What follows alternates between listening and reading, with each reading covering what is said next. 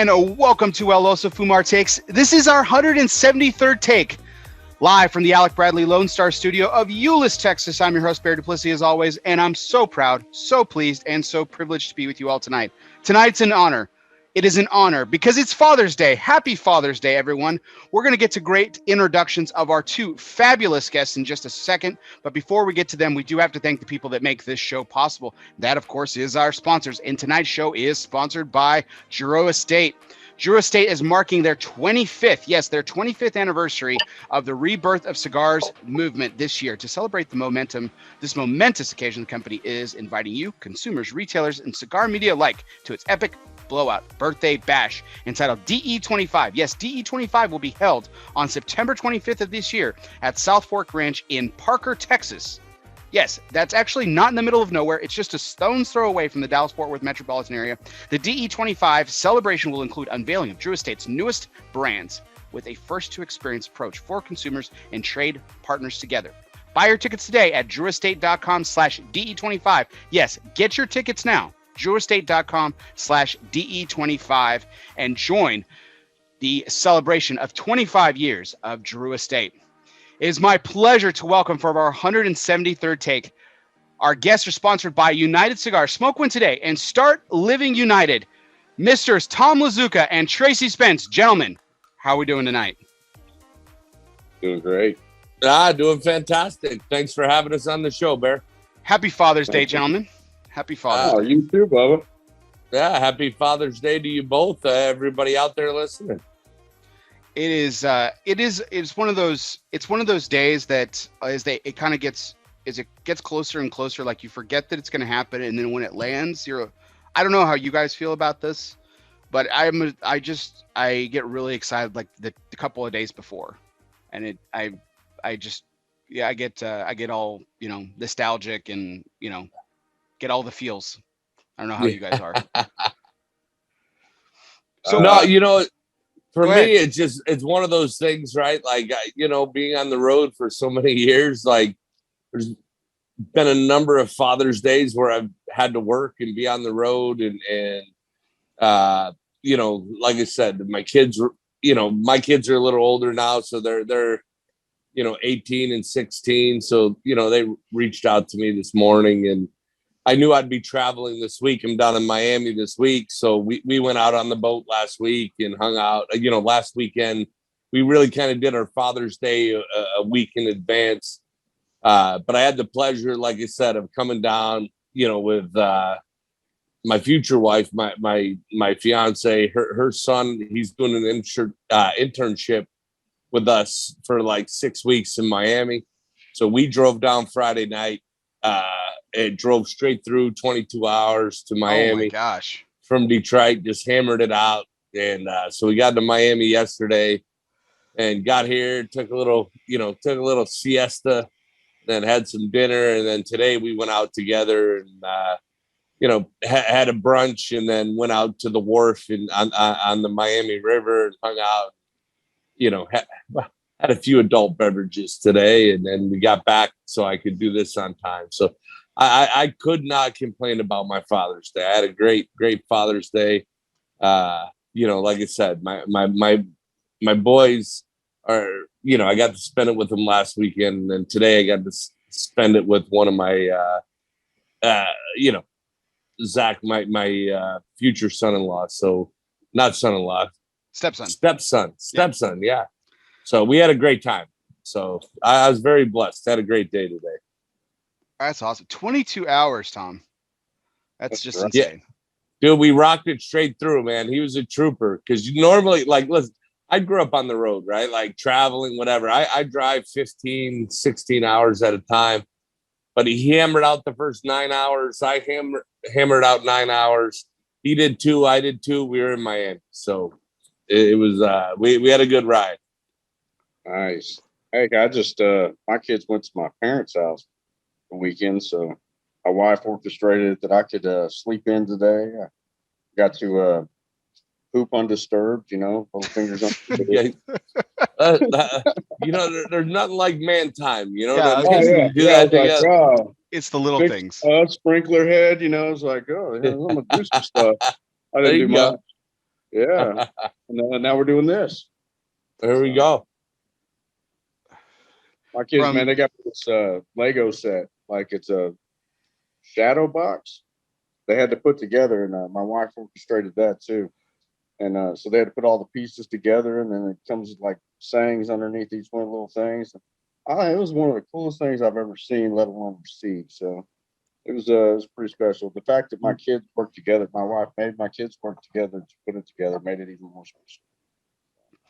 Yeah, I saw that gift, man. I didn't realize you were. I've known you for over a decade now. I know that's crazy to think about, but it may even be longer than that.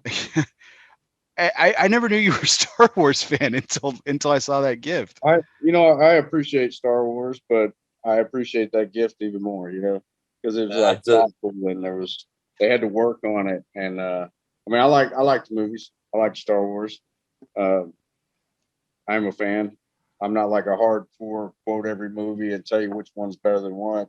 No, I just appreciate entertainment for entertainment, but I appreciate more that my kids took the time to put every one of those Lego pieces together. I mean, I fortunately never had Legos whenever I was a kid, so I'm glad they know how to work them, because that was not my forte there. Tracy, pull out your lightsaber, bro. You got one. I know you got one close, bro. Pull it out.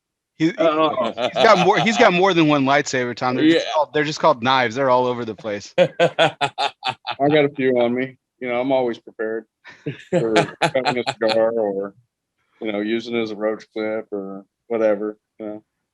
It's still one of my favorite comments to make. Because it's like one of the tourist attractions when people go to Michael's Tobacco, they hear about the legend of Tracy, and there's so many parts to this legend, but one of the things is the knives, and then someone will eventually say at some point in the evening, "Hey Tracy, go ahead and empty your pockets," and it takes about 2 tables to to get all the knives.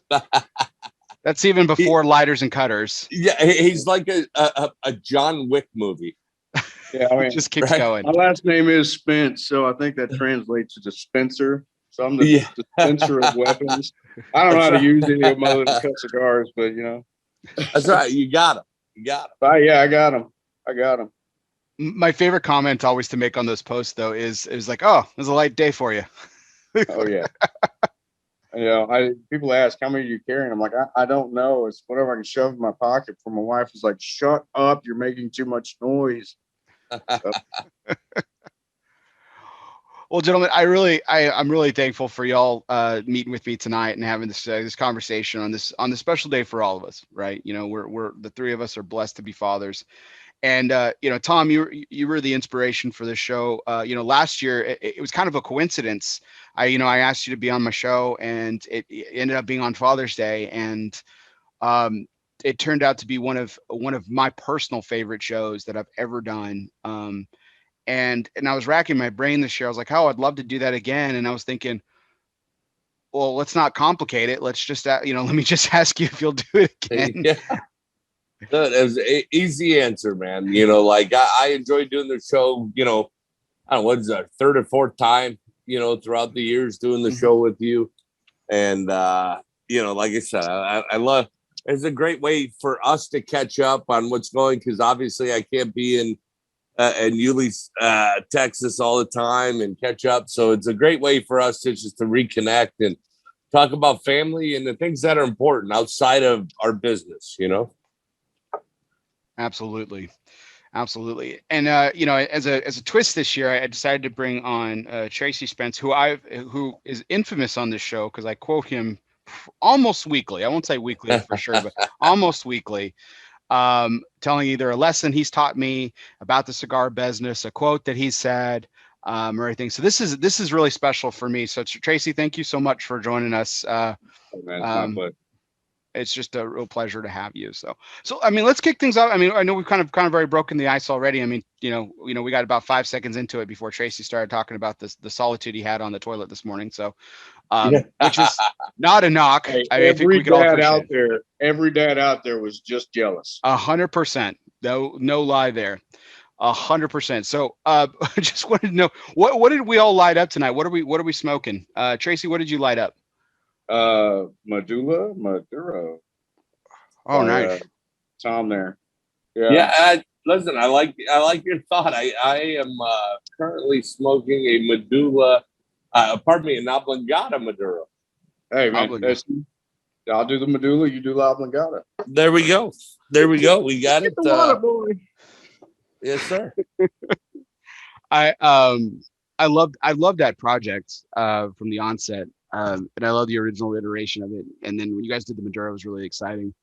So Tom, you and I have been talking about this. Can I ask you a question real quick, Bear? Please. I don't mean to. Hey, so is it true that you guys named it after a certain movie out there? We're not going to say the name, but for the shared love of a movie out there. You asking Bear or are you asking me? I'm asking you. Yeah, you said Bear, so I wasn't sure, bro. Yeah, absolutely, man. Like, you know, Christian is a huge movie buff. So, you know, if you know Christian Aroa, my business partner and all this, my mentor in the cigar business, like he is a huge movie buff. And so when we did this, this was 100% based off of Bobby Boucher and, you know, The Water Boy. Well, that's some high quality H2O there. That's some high quality H2O, my friend. Yeah. Oh, we can do it. We can do it all night long. Exactly. I love that. I still love that movie. I don't care how old I get. That movie will still be funny. Some of the stuff that comes out nowadays, I'm not so sure about, but that was funny. Yes. That was funny. Listen, look, you can knock, you know, Adam Sandler and his roles or whatever they are, right? They're very but that Uncut Gems role was awesome. Oh God, it was a good movie. That was a good. That was a good movie, man. He went another level there. That was awesome.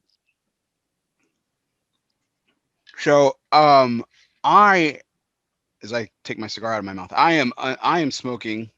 Tom, you and I were talking about this cigar for the past couple weeks. I was able to orchestrate a trade, and I got one. So I've got the Unhinged from Wynwood Hills, the Unhinged, and then I got another one too. I got the Deranged as well, in the 60 gauge, which we're going to talk about here. Because I know Tracy's over there just thinking about how crazy it is that I'm smoking a 60 gauge, not one but two 60 gauge cigars. But that kind of goes into the story about larger gauges. So Tom, I swear to God, this is the last time you're gonna have to hear this story from me. I promise. Okay. But it sounds good every time, bro. It's good. Tracy's a key player in this story, though, so my audience gets to hear it again.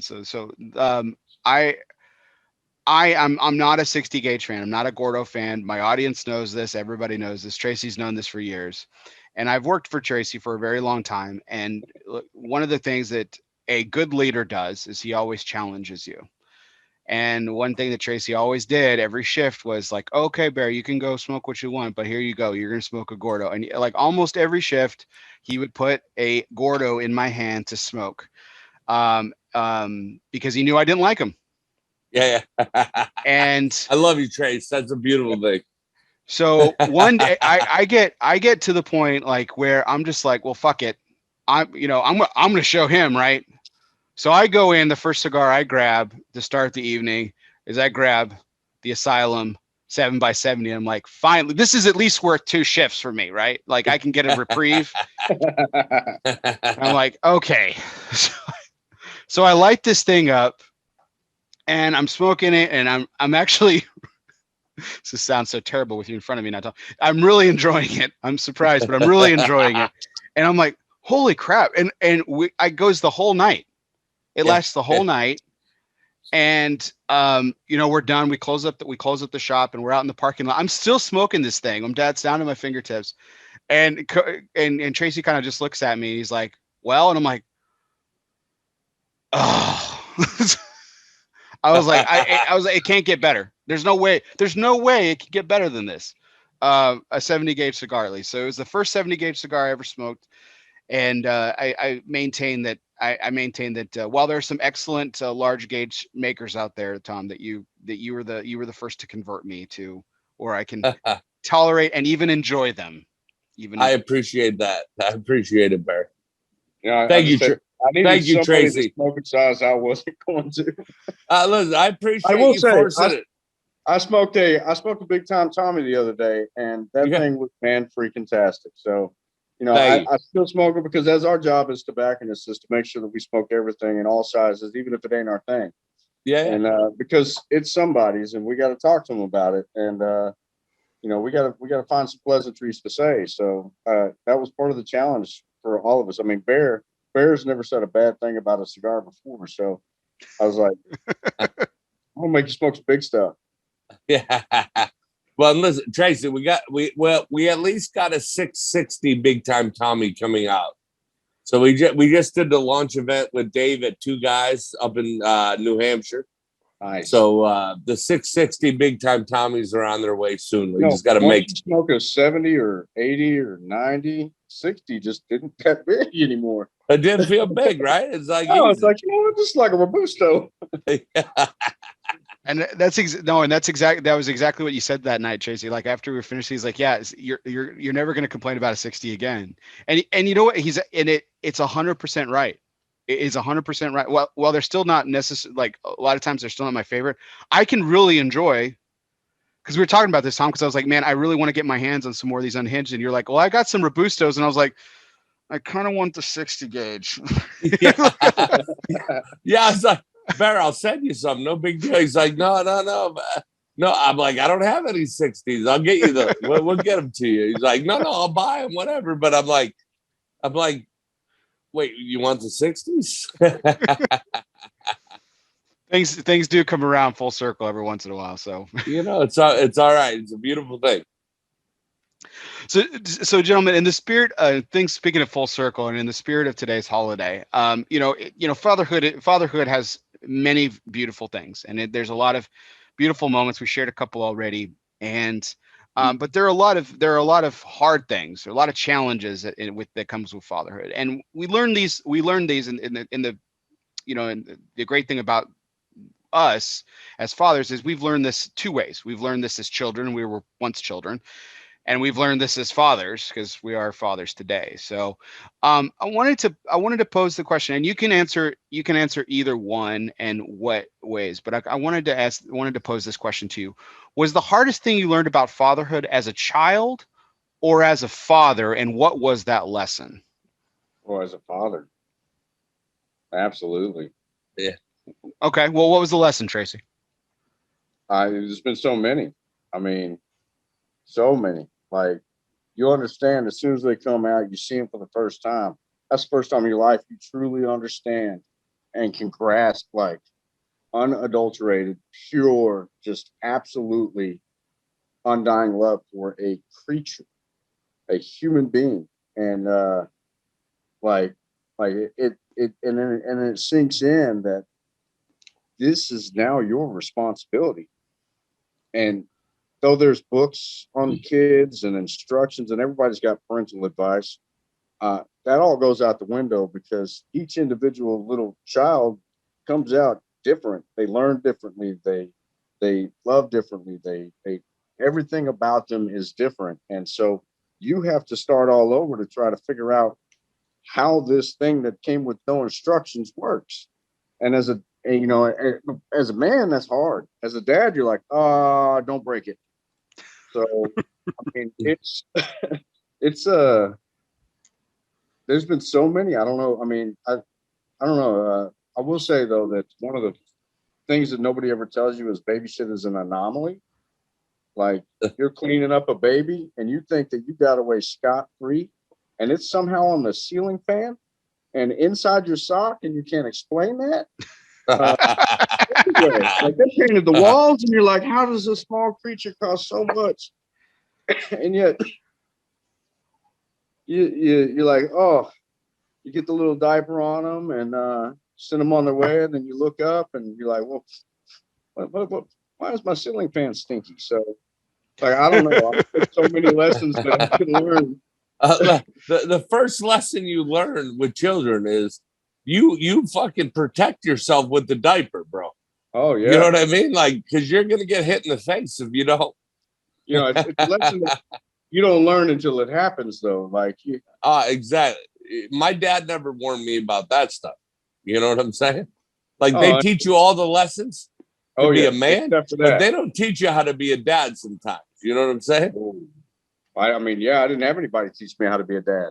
Yeah. So, I mean, stepdad from the time I was like 8, and other than that, it was my mom, my grandmother, and my great granddad, and he was pretty much like just shut up and let the women do their talking and don't make them mad.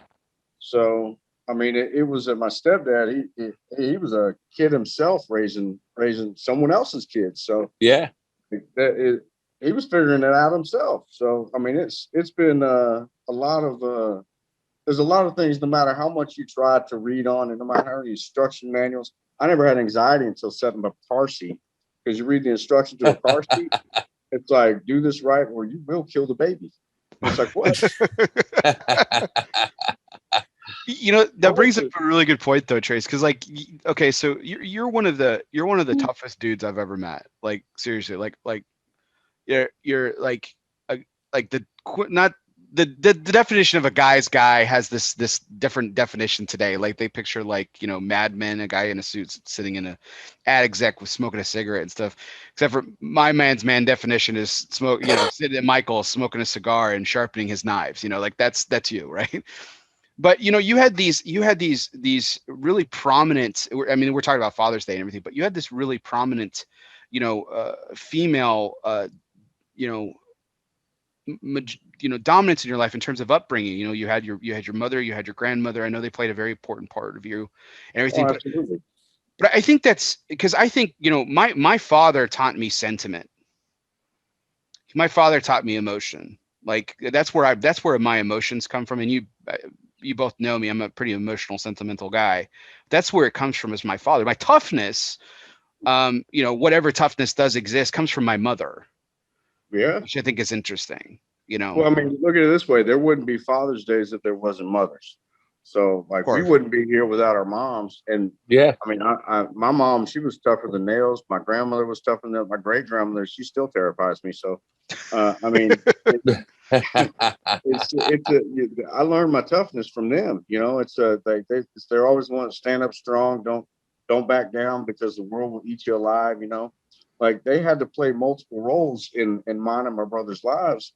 And so I wouldn't be who I am today without them. But yeah, and again, my stepdad, he did an amazing job for somebody who walked in with no instructions. Again, I mean, you don't know how to deal with an 8-year-old kid if you hadn't dealt with them for the last 8 years. Yeah. So, I mean, I think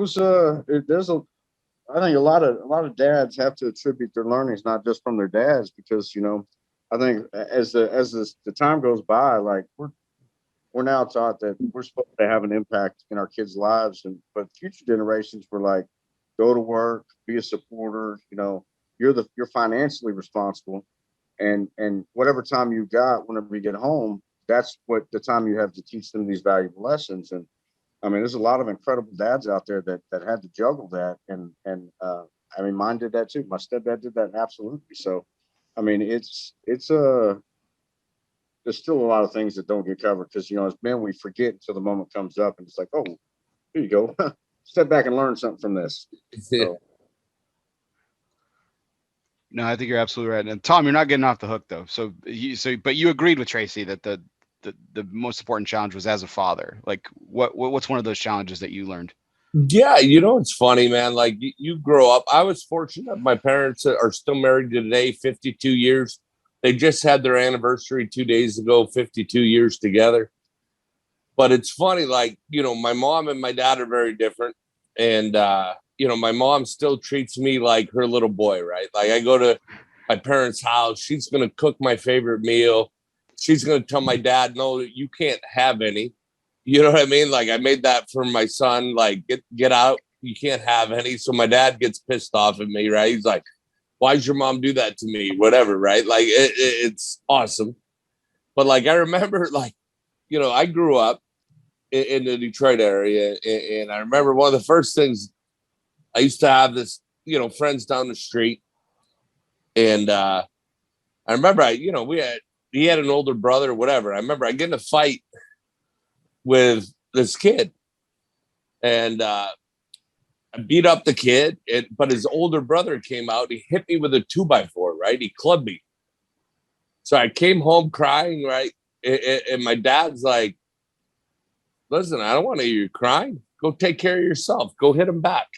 So I remember I go back to his house. His brother comes out. I club his brother with a 2x4 over the fucking head. Sorry, I'm swearing. But, I club his brother.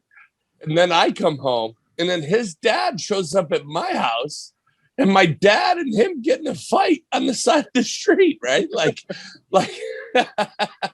it's just like these things, like how to defend yourself. How do you respect yourself? Like, the lesson at the time was never taken, right?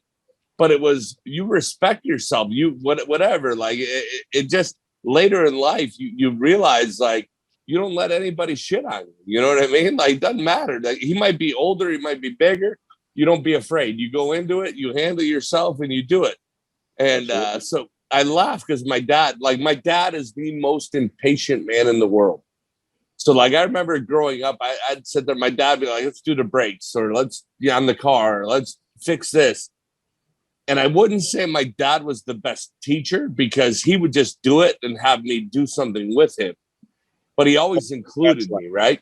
Like always included my dad, but his patience were zero. He's got no patience. And I think that's the lesson. Like when as my kids grew up, I tried to realize, like, I'm like, all right, my dad was awesome. I still have the best relationship with my dad today, like my favorite person in the world.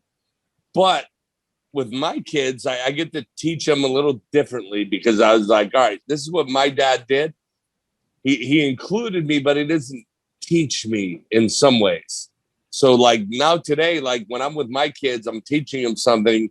I think I teach them a little differently just because that's how he was growing up. He grew up that way. That's what he did. But you get to learn how to change things from like how you grew up. Like it wasn't bad. Like I grew up with a great family, a great mom and dad, just a dad that didn't have a lot of patience.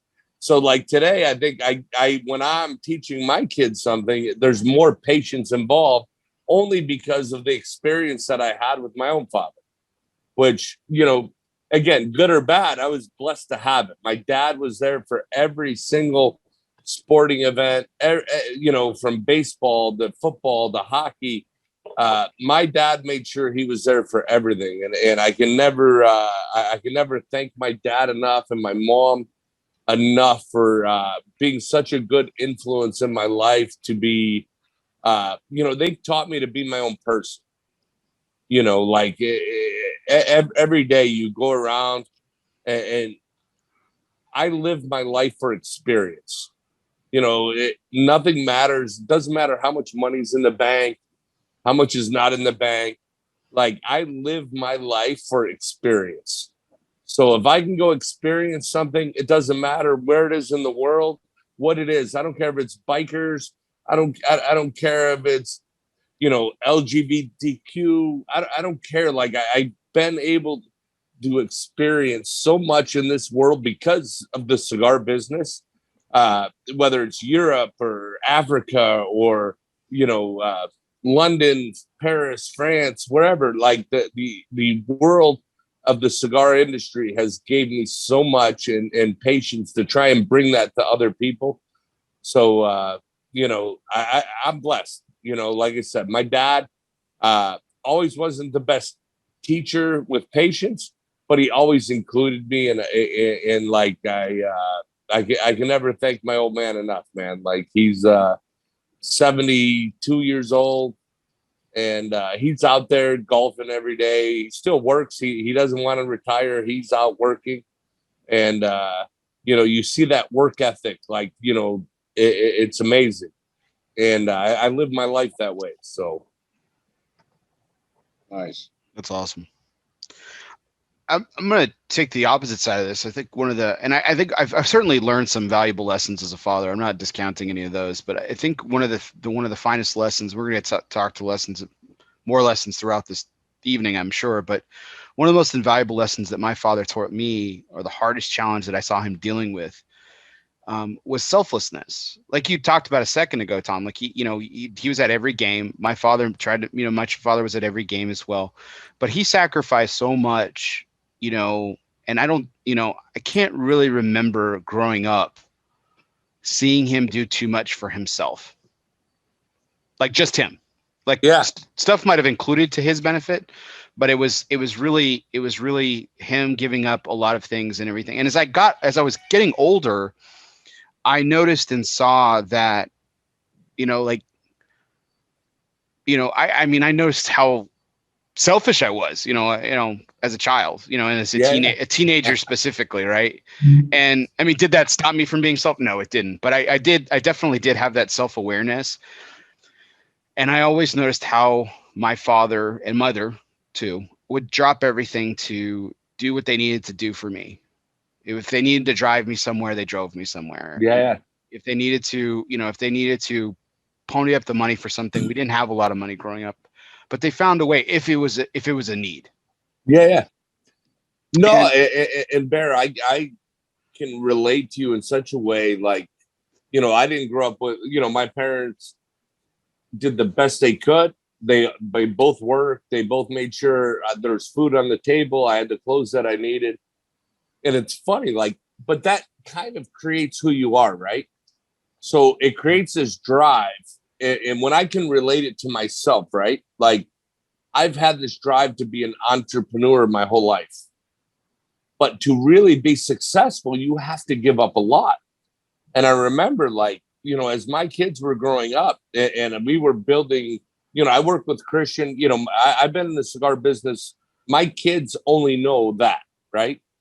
This is your 20th year. You're celebrating your 20th year in the business. Yeah. So 20 years, 19, 9 years with Asylum, but with Christian and Camacho, obviously we were there, and you start to realize you're like trying to build something. You're out there. Your kids are, when they're very young, the needs are more the moms, right? And then as you grow, as they get older, they need their dad to teach them and show them things, and that has always been the battle, is like, I want to give my kids things I didn't have. And so you work. I remember when me and Christian started this, I was 280 to 300 days a year on the road. So you're going to miss something at home. You know what I mean? You're going to miss something. And I made sure, like, whatever they're doing, sports, whatever, I tried to be home for everything. But when you really put things in reality, like, how could I do it different? I'm fortunate. My kids are good kids. My older son, Cameron, is, he'll be 19 this year. I brought him down in September. I'm trying to get him into the cigar business. I put him into shipping. He spent 3 months in Miami with me, working in shipping department and kind of breaking him into the business if he wants to be in it. And then I have my younger son, who's 16, who will be a junior in high school, who wants to be the next president or a Supreme Court justice, right? Like, this kid is 4.3 GPA, monster kid. And, but they're both very different. They see the world different. But what you realize when, you're like traveling, you come home, the only thing they really wanted was my time. And sometimes you're working, like, I've worked so hard to build something for my kids to have, but they never cared about that in the end. They cared about me being there and spending time, making sure I was there at their games or their music or their plays or whatever they're singing.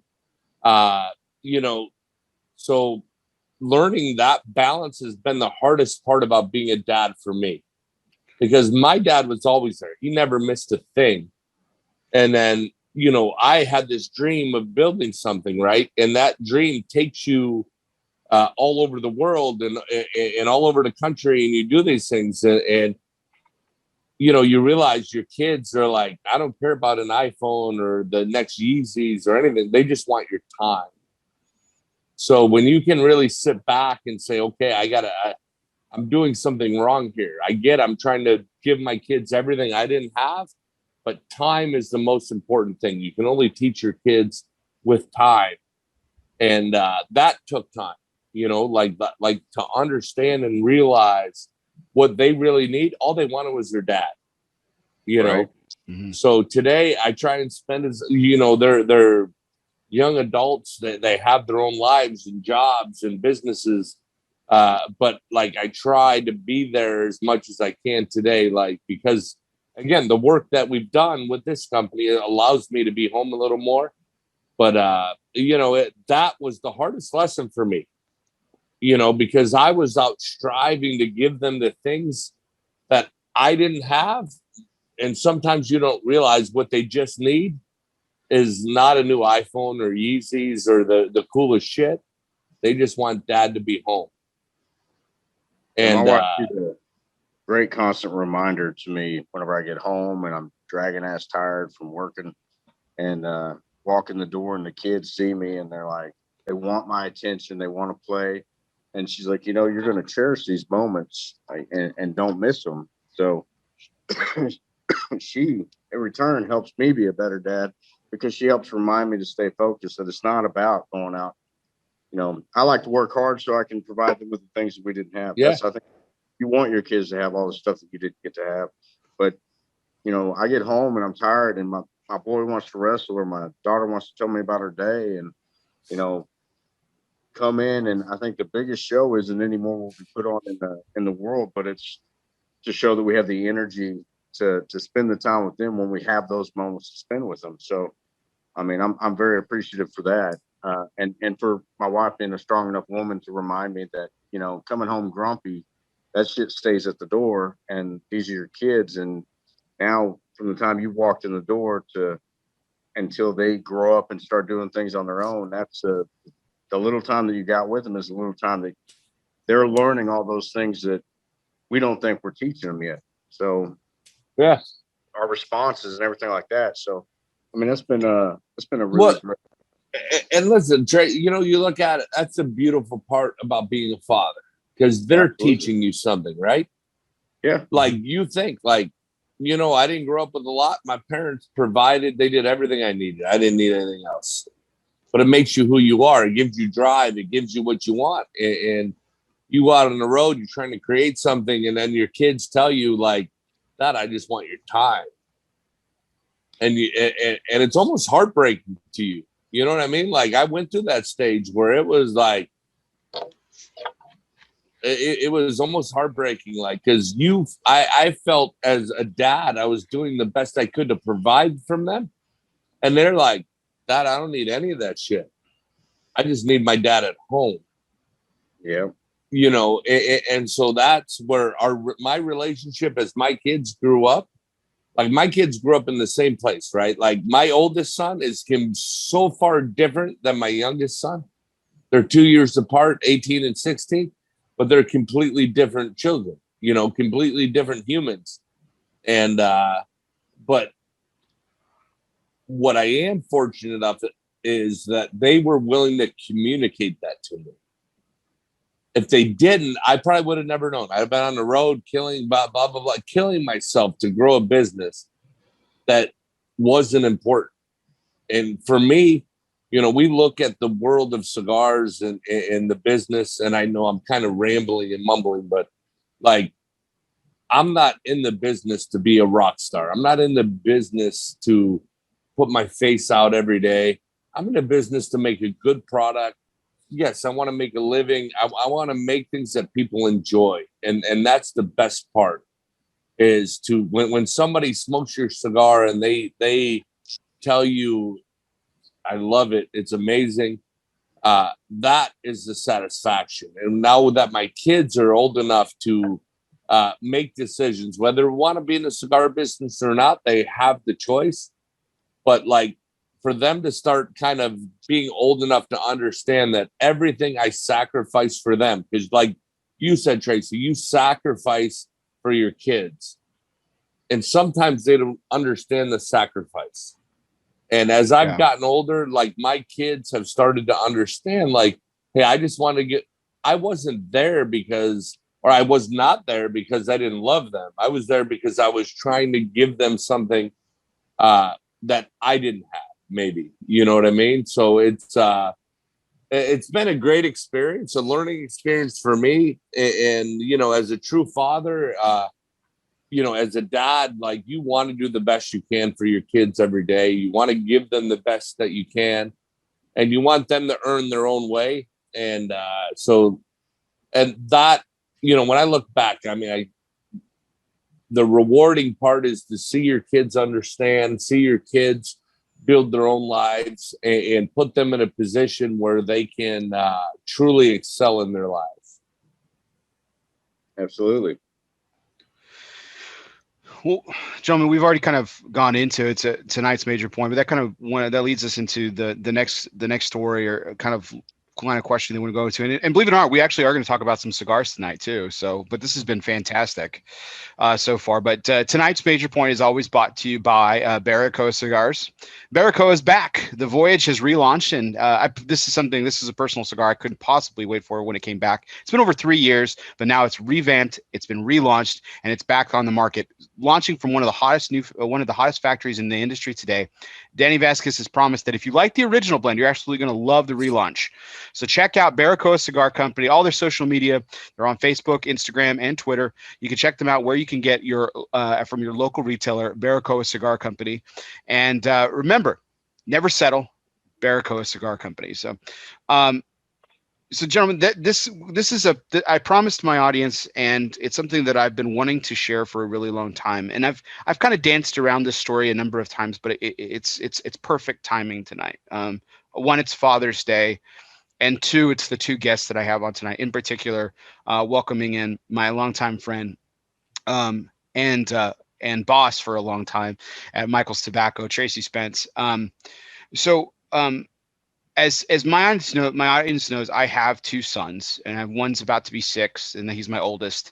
And but before that, my wife and I were actually we were expecting a child for the first time, and they didn't make it. We lost the child early-ish in the pregnancy, but you never kind of get over that thing. But this was actually this was a little bit different than than this. Not that any lost birth is standard or anything, but this was a little bit different. What happened to my wife and I, and it was what's known as an ectopic pregnancy. Sparing most of the details, basically, the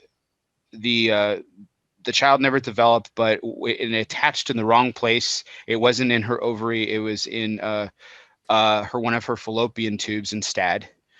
And instead of detaching when it didn't become viable, it actually ruptured and caused some massive internal bleeding that required some pretty fast emergency surgery. Because essentially what happened was about 40% of my wife's blood was actually not flowing through her veins. It was actually in her abdomen at one point during this moment. So it was pretty darn horrific, traumatic, and everything. And as they wheeled her off into emergency surgery, I'm beside myself, as one could probably imagine. And all I could think was trying to do something normal. And all I could think was, oh, yeah, I'm supposed to work at Michael's tonight. I should probably give Tracy a call. and I'm fighting every last, my lower lip is bleeding at this point because I'm trying to fight my way through this just normal conversation. And I about 30 seconds into it, I'm like, fuck it, I can't handle it. And I I spill the beans. I'm like, Tracy, I can't work tonight. Here's what's going on. And this man sitting across from me now, he was at work. He was at Michael's. He stops everything. He leaves the establishment, walks outside to talk to me and just be there for me as a friend. And he prays with me, and he stays on the phone with me for probably about 40 minutes. And to just give me some kind of calmness. And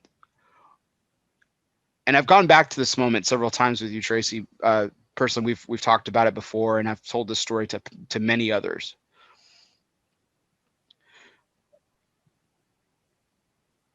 That was the single greatest moment of friendship that I think I've ever experienced. And I'm blessed with a lot of amazing friends.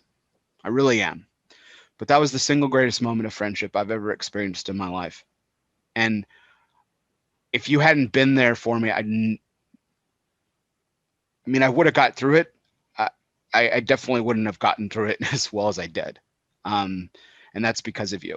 So it is my honor to have you on here today, because I've taken that lesson of friendship and I've applied it to fatherhood as best I can, because I want my boys to grow up to have moments like that with someone that they care about. So thank you for being here. Man, you're welcome. If I know I'm me, and I'm not always the most sentimental, down to earth, but you are my friend, and sometimes God just uses you when you're a vessel to talk to the friend. Those weren't my words. That was definitely something higher up. That was a God thing. That was not a Tracy thing. I mean, anybody out there that's listening and knows me knows that I am a goofy son of gun. And so, I mean, it's, I just happened to be there, and I'm honored that I was, but I can't take credit for that moment, man. I really can't. That was you know, that was a special moment, but those words came from up above, way higher than I am ever going to be able to stand. So just I appreciate you as a friend, and love you like a brother. We've known each other for quite some time, so I'm just honored to be on your show right now, and thank you. Well, the honor is mine, Tracy. I know I put you a little bit on the spot there, but I couldn't let the moment go without sharing that amazing moment. So thank you from the bottom of my heart, sincerely. And Tom, thank you for being a pedestrian during this emotional moment here. So listen, man, you hit it. I was fortunate. I've had 2 children, but I've been not quite your position. But my first child was, me and my first wife. She got pregnant and she lost it at 11 and a half weeks.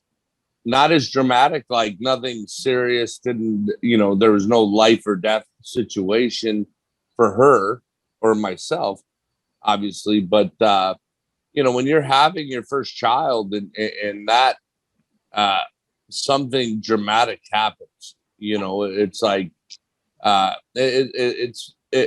for me, it was obviously more hard on her as a mother, because she felt like, did I do something wrong? Did something I do create this experience that I've lost my child?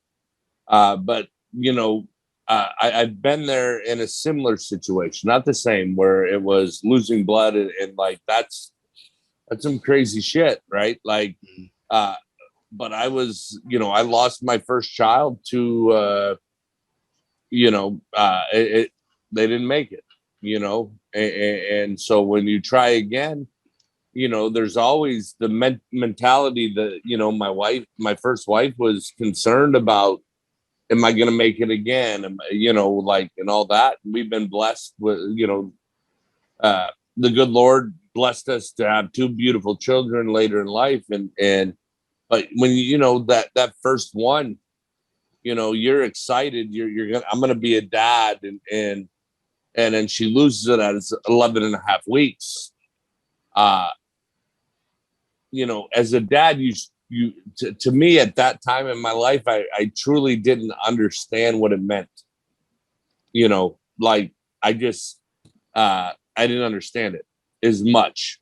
Where it was much harder on her. And then when we have our first kid, you know, because as a dad, it's easy, right? Like we got it pretty easy through all of it. I remember like when Cameron, my first son, came out, I'm like, they hand him to me, and I'm like, okay, holy shit, I got to keep this little human alive, right? Like you're like, Yeah. oh, good God, what did I do? Because you know, as a human, like, fuck me, I'm like, I'm bad at keeping myself alive, right? Like, I'm like, I'm like, oh my God, I have this little human that I have to like keep alive. I got to do the right things and all those things, and you know, like, you know, it was weird for me because the first experience when my ex-wife lost our first child, it was much harder on her than it was on me, right? Because I didn't know any better. And you know, I was the guy that I took every class, I read every book. Like, I'm gonna know how to keep this little human alive, right? Like, because I was freaked out. Like, I'm like, I don't want to be that parent that doesn't know what to do. Like, I read every single thing I could read. I took every class I could take. Like, when we did the pre-pregnancy class, I was the guy raising my hand. I'm like, I knew every answer. Oh yeah. You know, like I was into this. Yeah, like no, I was into it, man. Like it was such an amazing experience. And then when we lost our first child, you know, like I you know, it's different for a woman to a man, right? Like it's just a different experience. And you know, we were very fortunate to our next two attempts provided my animal children that I have today in the world, who are amazing kids, but they're animals. But you know, I wouldn't change it. Like, you know, like but like the story, Bear, that you have like that, you know, it's tough. You know, I think it's tougher on the woman, and for the woman to do it again and again because she wants to be a mother and we want to be parents and reproduce and all that stuff is you know, again, we've done the show many times, and we've never really talked about those personal experiences, right? Like, you know, that's what I appreciate about this show tonight, right? Like the Father's Day show. Like, we've done the show, we talk about cigars, we talk about, you know, the blend, where it comes from, and all that shit. But like, when you call me back to say, hey, Tom, let's do this show again, and I want to have Tracy on it with me, and I'm like, dude, I'm totally down, because like, you know what, like, I want the show to be more about our experience in our lives and people to know who we are as a man, as a human. Not cigar, everybody can make the cigar, everybody can do that. What I appreciate you coming back to me, Bear, is because this is real life shit. You know what I mean? Like this ain't we're not just cigars. Yeah, it's not putting up a front and say, oh, I'm a cigar owner and this is what I do. Like, I'll bare my soul to everybody. I got nothing to hide from anybody in this world today, right? Like, the things I'm not proud of, I'll tell you. The things I'm proud of, I'll tell you. And you know, to have a friendship, you know, like I said, Tracy, and you and Michael at Euless, and you guys have been great supporters of our brand. Bear, like, you've always brought me on, but the Father's Day show, like, it really does mean something to me, more than just cigars. I could care less about cigars tonight. You know, like, we talk about the things that make us who we are today, and I think that's way more important than any cigar I could ever make. So I appreciate that, Tom. And like I said, it was the last year when we did the show, it was like it instantly became one of my favorite ones. And so was this show tonight kind of developed and everything. It was like I was really looking forward to tonight. And when I told my wife about who that Tracy was going to be on, I mean, she got excited. She got excited for me because she knew that Oh, how. Bear, stop lying. Nobody gets excited for Tracy. Stop lying. Hey, I do have a question for you, Tom. Did you sit in on the breastfeeding class? Because we were supposed to go to infant CPR and they rescheduled last minute. No, So I if did you them all, need bro. help Like on I was an breastfeeding, expert. I was an I mean, expert. oh I yeah, my breastfed. wife I tell you, breastfed a lot, bro. I yes, practiced a yes, lot. yes. Babies are born with an inverted chin. You must place that at the base of the areola. Yeah, I watched it all. I was like, oh shit, I'm going to be an expert on this. Yeah. Yeah, dude, I did the best. I read everything, every video, everything I could do, man, to be a good dad because I was scared out of my mind. And nothing scared me more. Like, you can be like ready for your first child, right? Like you want to be a dad. It's the most exciting thing. Yeah. And I've been fortunate, like, as a man, you're like, I'm having a boy. Like, oh fuck. You're like, I'm having a boy, like this is my thing, right? And I didn't care, boy or girl, but you have boys, like you're pumped up as a man. And I just remember like when they handed me my son, you know, my wife, the first baby, Cameron came out, and I was like, I about shit my pants there. Because I was like, Oh no. I was so prepared, right? Like, but until they give you that baby in your hand, you're like, oh shit, I gotta keep this thing alive. Like, and you do all the research you want, you do everything you can, but when that baby hits your hand, you're like, wow, man, I have to keep this little thing alive, What does it eat? Yeah, like blew me away, man. Probably the most moving experience in my life. Oh my! For the fathers out there, and even period people who maybe listening who haven't experienced parenthood yet, like I tell you, like when they tell you, like in these classes too, they'll tell you like, oh, when your child is born, there's like this chemical that gets released throughout the room, like everybody, the nurses, the doctors, you experience it, and it's this high, this natural high. That's just unbelievable. And you just, at the time, if you haven't experienced it, you just think, oh, that's bullshit. Like, oh, of course it'll be a wonderful moment, but it is, man, it's captivating. It just like, it captures you. It's unbelievable. Tom, you just talked about, they handed you your first child. So, Tracy, I think they handed you as well. Did have any of you guys done the actual give birth, like actually they take? didn't hand me. They didn't hand me my daughter at first. When she came out, my wife had to have an emergency cesarean after like 19 hours of labor. And Okay. so they wheel in this guy. He looks like Wayne Gretzky, and he's like, "I'm going to be your anesthesiologist." And we go to this room, and he puts on like the best of Woodstock. And I'm sitting there, I got this mask up, I got all these like booties things on. And I'm standing there, and they're like, "Don't look behind the curtain." I'm like, "Oh, that's cool." So I look behind the curtain, and like I see my wife like opened up, and I see them take my. I want to experience the moment, Nothing grosses me out. So I'm watching this, and I've seen more of my wife than she's seen of herself. So just so you know that, honey, I looked behind the curtain and I watched our daughter come out, and they're like, she came out and she wasn't breathing yet, and so they're doing all these things, and I'm like you, Tom, I studied. I could have been a doctor afterwards, not quite, Yeah. but like I know, I was like, clear out the airway, use the nostril suckers, let's get this going. I want to hear some sound, and the nurses are like, shut the fuck up and get out of the way. I'm like, but I'm a doctor. I'm a doctor, damn it. I stayed at a Holiday Inn Express. That's right. I read the same books you did. Yeah. It was an incredible experience. And whenever I first got to hold her, I held her up next to my wife, who was like completely on some good shit. And she was like, oh my God, she's so beautiful. And I'm like, I know she is. And then they're like, all right, we got to take her. It's like, wait, what? But I laughed. My first son, right? So when Cameron was born, she went into labor. He was breeched, so he was kind of sideways. Oh, yeah. So they're like, listen, he's in no danger.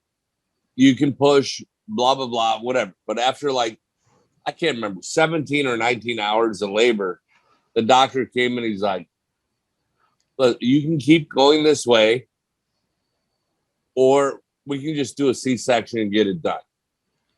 So, you know, before the doctor walked out the room, my ex-wife was like, let's get this shit done. Yeah. And literally within 20 minutes we were in. So I didn't, you know, like I was with her in the room, and I remember they're like touching her, like they numbed her up, and they're like, can you feel it? Can you feel it? No, she's like, no, I don't feel anything. And he was already out, right? Like he was halfway out. She couldn't feel anything. And so we had her first son. So the second son, she's like, I don't want to do that. I want to have a natural birth. I don't want a C-section. And when my second son came, like, look, I'm a big guy, right? My kids come out like 10 pounders, right? they're big kids, right? So I remember the second son, they're like, listen, we got to induce labor earlier. This kid's going to be like 11 pounds. So we set it up. We went in, and she had him naturally. And I remember my mother-in-law was in the room with us, right? So we're sitting there. She's got a leg. I got a leg. And here my son comes out like a rocket ship, right? Like my mother-in-law about passes out because he came so fast they couldn't do a C-section. Or pardon me, what do they call it? Epidural? No, yeah, too late for the epidural. Right. But usually they'll do like a little cut. I'm a doctor. Yeah, I can't remember what it's called. But not a C-section, but they do a little cut so that it slides up. Dude, it was brutal. It busted everything up. That kid came out like a rocket ship. And my mother, I remember, she had to sit down because she about passed out. And then out came my youngest son, Nolan, you know, who is the pride of my life, man. That kid is amazing. The next president, you said, right? The next president. He is, dude. Listen, this kid wants to be political science degree. He's a 4.3 GPA. He's a junior now. And so it's very different births. But I almost lost my mother-in-law because I thought she passed out. She was going down, man. She had to sit down. Well, glad she sat down. I can't imagine with Jeremiah's birth. My wife also wanted to have a natural birth. She went 20 hours with no medication, and the birth actually wasn't progressing the way it should, and so they needed her to relax. She was exhausted. You know, they needed her to relax. She was just exhausted, and so she finally gave in. And I was like, I remember being, because they're like, we did all the classes, right? And they're like, you have to be an advocate for her because there's going to be a point in the labor where she's not going to be rational. And so like, I'm like going toe to toe with with the nurse and everything. And we didn't have a doctor. We had a midwife, but we delivered in the hospital. So it wasn't like a home birth or anything like that. But I remember going toe to toe with the midwife and like, no, this is not what she wants. And my wife's like, it's okay. I'm all here. I'm still here. This is, like, let's go. Let's get them. Yeah. And so she gets the epidural. She was able to rest, which was really great. And I didn't get a rest. My heart's, pumping Kool-Aid because I'm watching her vitals on the screen while she's taking a nap after this. And, but like lo and behold, 45 minutes later, the pregnancy progressed fine and she was able to deliver Jeremiah. And, that was the decision, was like, hey, do you want to be down there to catch, or do you want to be up? And I was like, like Tracy, I'm like, not too many things turn my stomach, but I was like, you know what, just to play it safe, I'm going to stay up here. Right. And that's what I did. And it was awesome. But I actually, they had me move at one point because they needed to get into something, and I positioned, and I actually saw down there. I was like, oh, that's not okay. It's not so bad. All right. No big deal. I think I can handle this. Well, when my youngest was born, and again, the same plan, I was like, oh, the last one worked out just fine. No problem. We'll do it that way again. And the midwife this time around goes, all right, Bear, come get him. And so my youngest is like quarter of the way out. So I actually reached down, and she's like, pull him out. And I pulled out my son, and that was like off the cuff, like, and I was like, and that was really cool. That was a really cool experience, I gotta say. I mean, I think, if we're blessed to have a third child, I might go all in and go down there, but I don't know. Yeah. Time will tell. You going for 3, brother? You keep it in the game? Yeah, we've definitely talked about it. I think that it's all on the table. It's just we're kind of leaving it up in the air and see what happens and stuff. We are getting a little bit older. Her last 2 pregnancies, she's been considered geriatric, which she's never been fond of that title. So I can't believe you just brought that up. My wife Bear. did that She's young. She is young. I think she's young. No, the doctors classified her as geriatric, which she hasn't had. That's what I'm saying. Don't say geriatric, bro. That says we're like 60. I know. That's what I kept saying. And they're like, she's 30 something. Like, what are we talking about? Yeah. Come on. No, don't believe that. Yeah. No. Can you delete part of this? We don't want to be murdered for hearing that. No. Yeah. All good on that. But yeah, listen, I'm fortunate, right? I got 2 boys with my first wife. My fiance, she's got 3 boys. So we got a basketball team. We got all boys, no girls. I don't know. All the dads out there are like, oh, you got to have a little girl. You got to go again. But we're not going again, bro. I'm done. I got 5 5 boys in my life. My 2, from my first wife and 3 from my fiance. So we're good. I got boys on. Yeah, we're good. Man, I tell you, had we started, if the boy had come out first, there would not be a second one. I mean, he's a hell yeah. He's awesome. I mean, both my kids are hilarious. Like hilarious. How old are they? So my daughter's 11, and she is like, she's 11. That little girl is like me. Yeah, I know. She's 11 now. She's like me. She has my sense of humor, and it's dangerous. And she's absolutely stunning.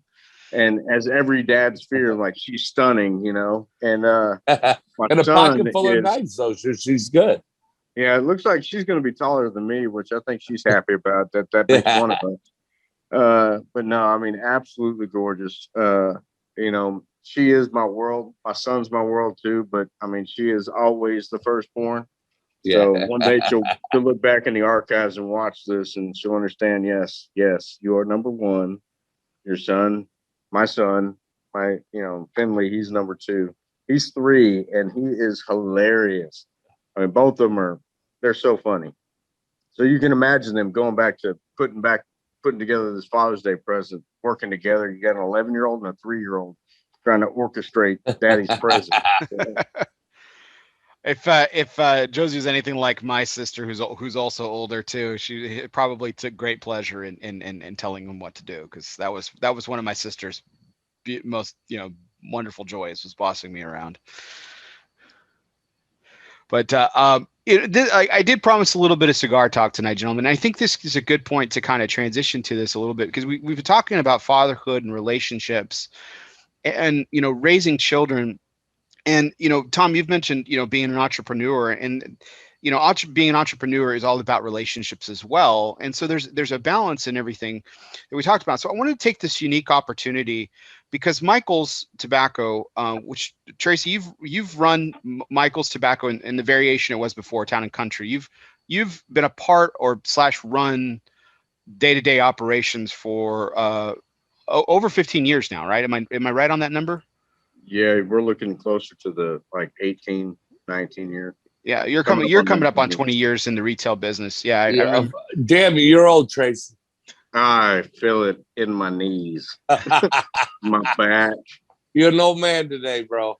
No, you know what? I'm coming up on 37, which isn't old, but my body, I mean, I've abused the hell of it. They always tell you, you'll wish you hadn't done that. And you should have listened about how people tell you lift with your legs and all that kind of. Yeah, no, there's no coming back. It hurts. No, there's not. I'll be 50 this year, bro. I can tell you from experience, there's no coming back.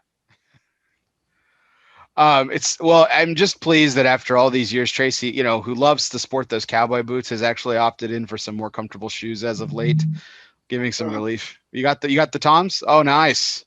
Oh no, these are the Adidas Hulk Edition. Oh, sweet. Smash, because that's like my personality. That, and you just flashed your gams there, man. That's I think I've seen you wear shorts like twice in the 20 the 15 years that I've known you. This is crazy. I mean, you did mention it's like 104 degrees. It's so, true story. It's a true story. But in this this dynamic of relationship between brand owner and retailers, kind of what I wanted to take the turn of this conversation for just a moment.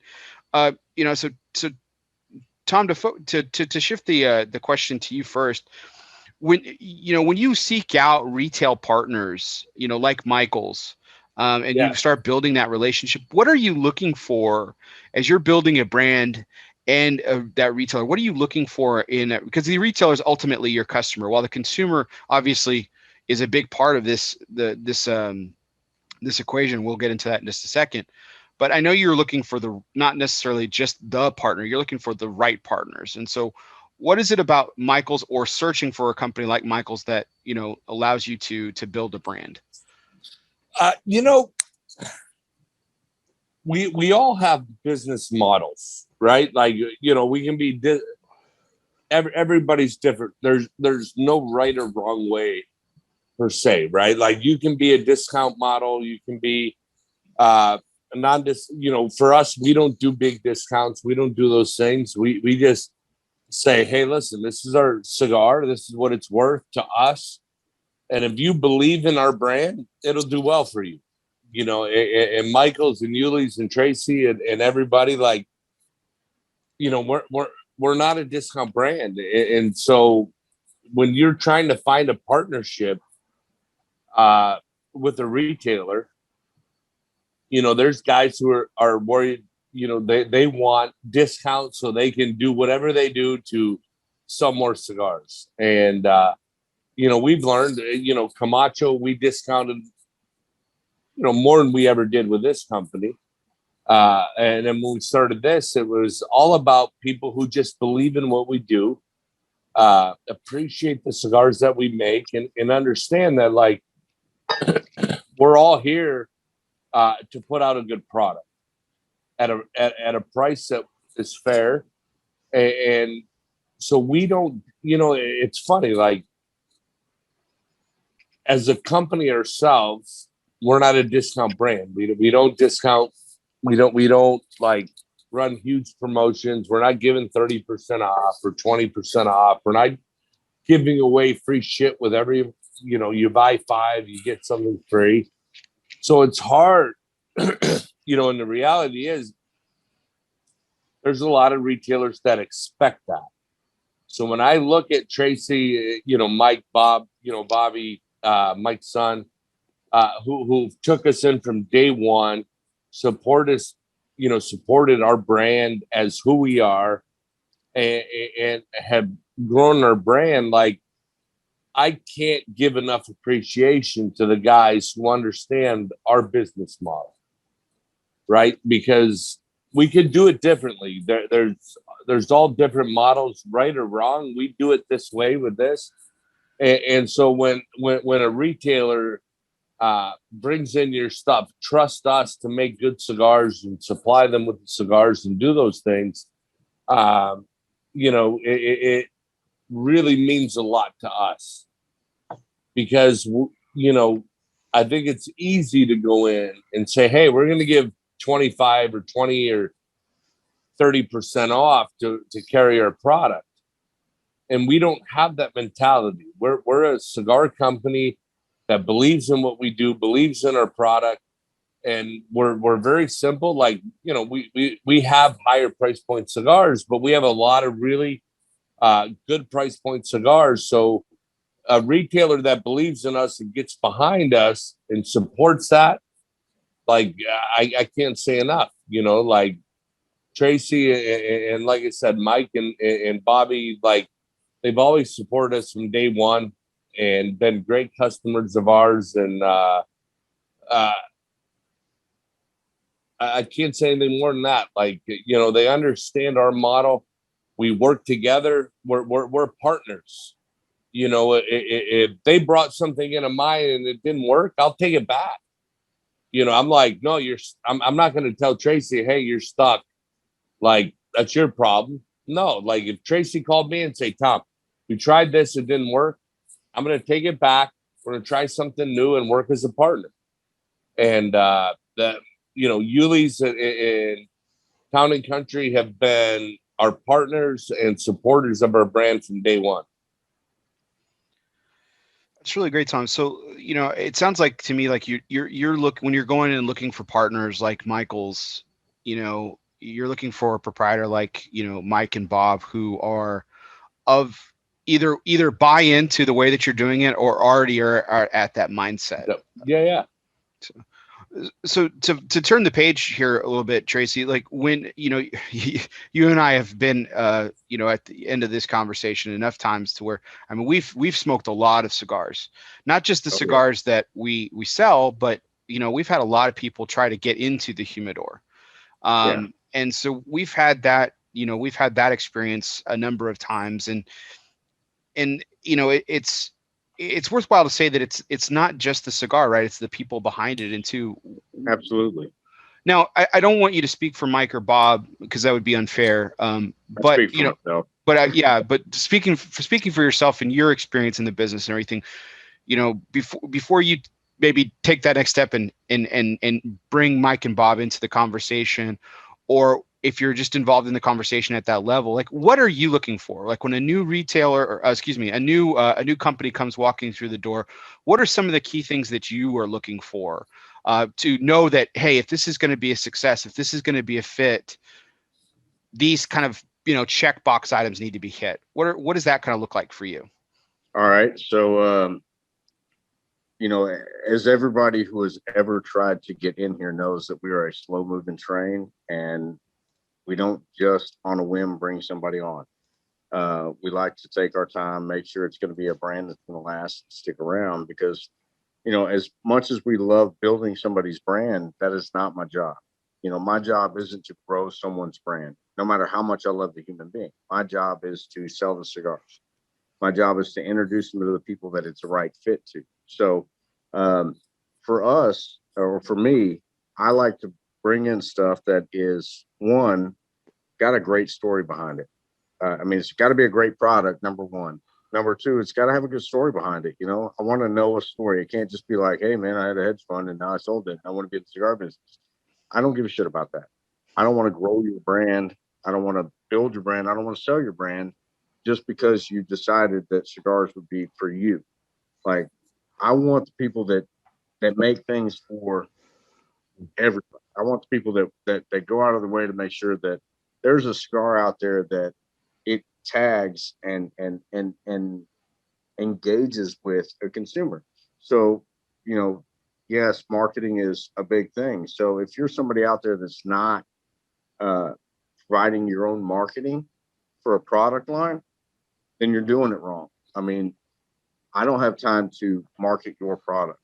And no matter how good the cigar is, if it's not something that has presentation, if it's not something that has a story or engagement with the consumer, it's probably never going to survive. I've smoked a lot of, you and I have smoked a lot of incredible cigars that came and went and are no longer around because they didn't hit these keys. So I strategically we've always done it as a panel here, and if all the guys can get behind it and it's all the guys are excited about it, then it's something that's going to probably be in our humidors. And we like to think about, when we're smoking something, we like to think about who is going to be smoking this, who is this made, and it may not be made for everybody, but it's made for somebody. And so when we bring something new on, it's got to have a specific place. It's got to have a specific, person in mind or persons in mind, where it's going to be relevant. There are some beautiful cigars out there that the guys just half-heartedly put, some effort into making and no effort into launching it. And those cigars never made it. So, and being that we are just two shops in God knows how many there are in the United States, we're not even going to talk worldwide. If you're launching a brand, you have to be launching a brand. You have to be getting out engaging with the consumers, and your social media has to be really targeting people. Your product has to be speaking to people, and you got to be having some interest. And that's not to say that even if you click all these boxes, we're going to bring you on today, because the most valuable thing that we've got on our in this establishment is the square footage in our humidor. And so if I don't have an appropriate place to put it, why am I going to put it in there? Mhm. You know? And so like with Tom's stuff, like there's a huge demographic that goes after large ring gauges. But and not to say that they only do large ring gauges, because we all know that they don't. They've started coming out like, and not just started coming out, but they've always had a line for just about every size. Not to mention they've got, they grow great tobacco. I mean, the tobacco that y'all use in your products isn't just tobacco that's bought. It's tobacco that is grown at the family farms. I mean, there's some great tobacco there. So, and some incredible stories. I mean, you've got origin stories. I mean, it's like with anything. If you're picking up a book and most people pick up a book. I know it's funny hearing me reference a book, but because I don't read a lot of books. I mean, if it comes on book on tape, I'm game. But you read the back of the book to see what it's about. You want to know what it's about. So when people come in and go, "What's this about?" If I don't have an answer for them, is it gonna move? Is it gonna be relevant to anybody? No. It could be great, but if it isn't, sorry, proper English, my mother would whip my ass if she heard me say ain't. Ain't a word, and you ain't gonna use it, because that's how we do things in the South. But I mean, if it doesn't have relevance and it doesn't draw somebody to it, it's got to have visual appeal. It's got to have a beautiful story behind it. It's got to be a substantial product that makes me want to hand it to somebody over somebody else's product in the same price point. So there are a lot of factors that go into the planning of what's in the humidor. And the great thing about it is there's so many shops around that there's always something in somebody's shop that you haven't smoked yet. So when you come into our shop, and you ask what's new, I'm going to ask you what's new to you, because there may be some timeless classics or some things that have been around for a long time that are ready for you to smoke. It fits what you're asking for. You maybe have never been introduced to it. So that's just how we roll. Well, it's like that, it's like that guy, or gal who's smoked nothing but baccarats for all their entire life, and, Hey, what's wrong with baccarats, bro? There's nothing wrong. Now, here's the point, though, to bring it full circle, right? So there's nothing wrong with baccarats, but have you tried Insidious? Yes, exactly. That's the point. See, there we go. That's See, the point. I like the way Tracy I got you, baby. That's exactly where I was going. That's where I was going. So, but Hector, I hope you're watching this. Can you get my Insidious to me? That's right, Hector. Get it done. So, but this turns about a good question about it, because it is about something that necessarily fits. So, like you talk about the core value of what it takes to make it in the humidor, Tracy. But like one of in. And that was my first example, was like, okay, well, the baccarats are out. Have you tried Insidious? And that, first of all, that broadens the customer's experience, and that brings them to something that they never would have gone to otherwise. Right. It's funny, Bear. I don't mean to cut you off. Sorry for cutting you off, but it's funny. Like Tracy says that on the show, right? But I've been there where I've actually watched him do that. Mm-hmm. I've been in the shop where I've seen him be like, listen, you can tell me what you like. You can tell me what haven't you tried? Like, I've actually seen that happen in Town and Country or Euless, like they live by that.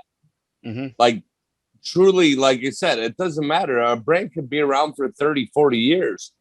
They might not have ever tried it because they don't know. And it doesn't, like I said, I'm never offended by anything in the cigar world, right? Like, you don't got to push into my brand. If you're getting people to try new stuff, that's what's important. And when he talks about that, like I've been in the shop, in the humidor with Mike, and we're talking, we're just talking, but I see like they train their staff to do that. Because if you're not challenging somebody's palate, you're not growing their palate. Yeah. But like, not everybody needs to smoke the same Tracy, thing for breakfast. When you say it, like I've seen it there. Oh yeah. That's the beautiful thing, right? Like it's not, you're not just saying it to say it. Like I've been there and watched it. It doesn't matter. You got to take them to my brand. I appreciate that you do that. But the whole reality of it is you are trying to get people to try something that's out of their norm. Whether it's my brand, it doesn't matter whose brand it is. You guys do it and you do it really well. Well, thank you. So, and like, I say that only because, you mentioned that, but I've been there and I've seen it and I know you guys do it that way. It's not bullshit. It's not like you just saying something to like say it. Like you guys live that way. Like your business thrives on whether it's my brand or Davidoff or whoever. It doesn't matter who it is. You guys truly do that. I've seen it, and it's much appreciated. Well, here's a shameless plug. When I got into this business, I saw a lot of cigar shops out there that had somebody that knew nothing about tobacco out there. So whenever I got into the retail side of this, my goal was to have the best, not just the okayest, not just some guys that knew maybe something, but the best tobacconists around. And I mean, there's a lot of incredible tobacconists out there. But for me, these guys are the best fit for me and for this shop, this location. And Bear's been one of them, because we all have different palates. We all have different things, but I want them to be people that have the same amount of passion for this as I do. And that way you always stand above. We're responsible for our ship. I don't care how somebody down the road does. I don't care. I don't have competition, and it's not like a pat on the back, like we kick ass. We don't have competition. Yeah. You can buy cigars from. But the fact of the matter is I don't have competition because I'm not paying attention to what they're doing. We're worried about our own shit. We want to make sure that we give you the best that we can give you, and introduce you to the best that you can come across, and grow you as a cigar smoker. So that way you want to come back here. That way you want to come and go, all right, what are you going to challenge me with next? Because everybody likes a challenge, whether they like it or not. They don't like change, but they like a challenge. So you're changing what they smoke, you're adding to the mix. So it's a beautiful thing. Like that is a it doesn't matter whether you're on the manufacturer level, the retail level, the cigar smoking level, just the consumer. Those are truly words to live by. Like I don't come out with something because I see somebody else doing it.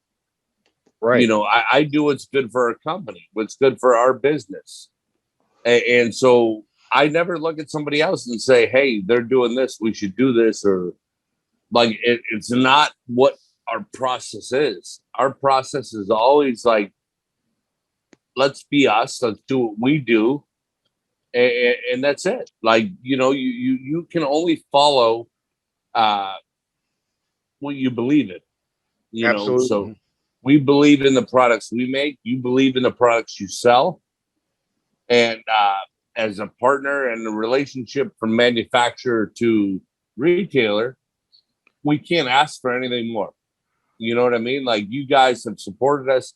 You've been there for us in every way, and whatever way we can help you, we do. But I think it's such a good lesson in anything in life.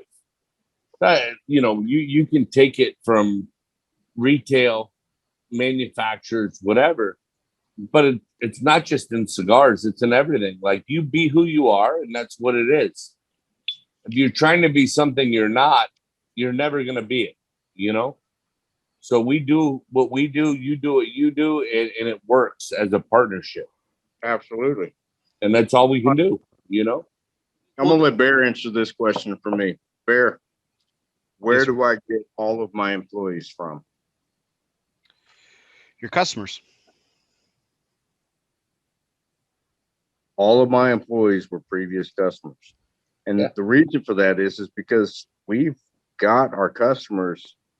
So, I mean, I've got customers that have broadened palettes better than a lot of shops out there. And I'm not going to name names of any shops. We're not talking about people close to us. We're not talking about people.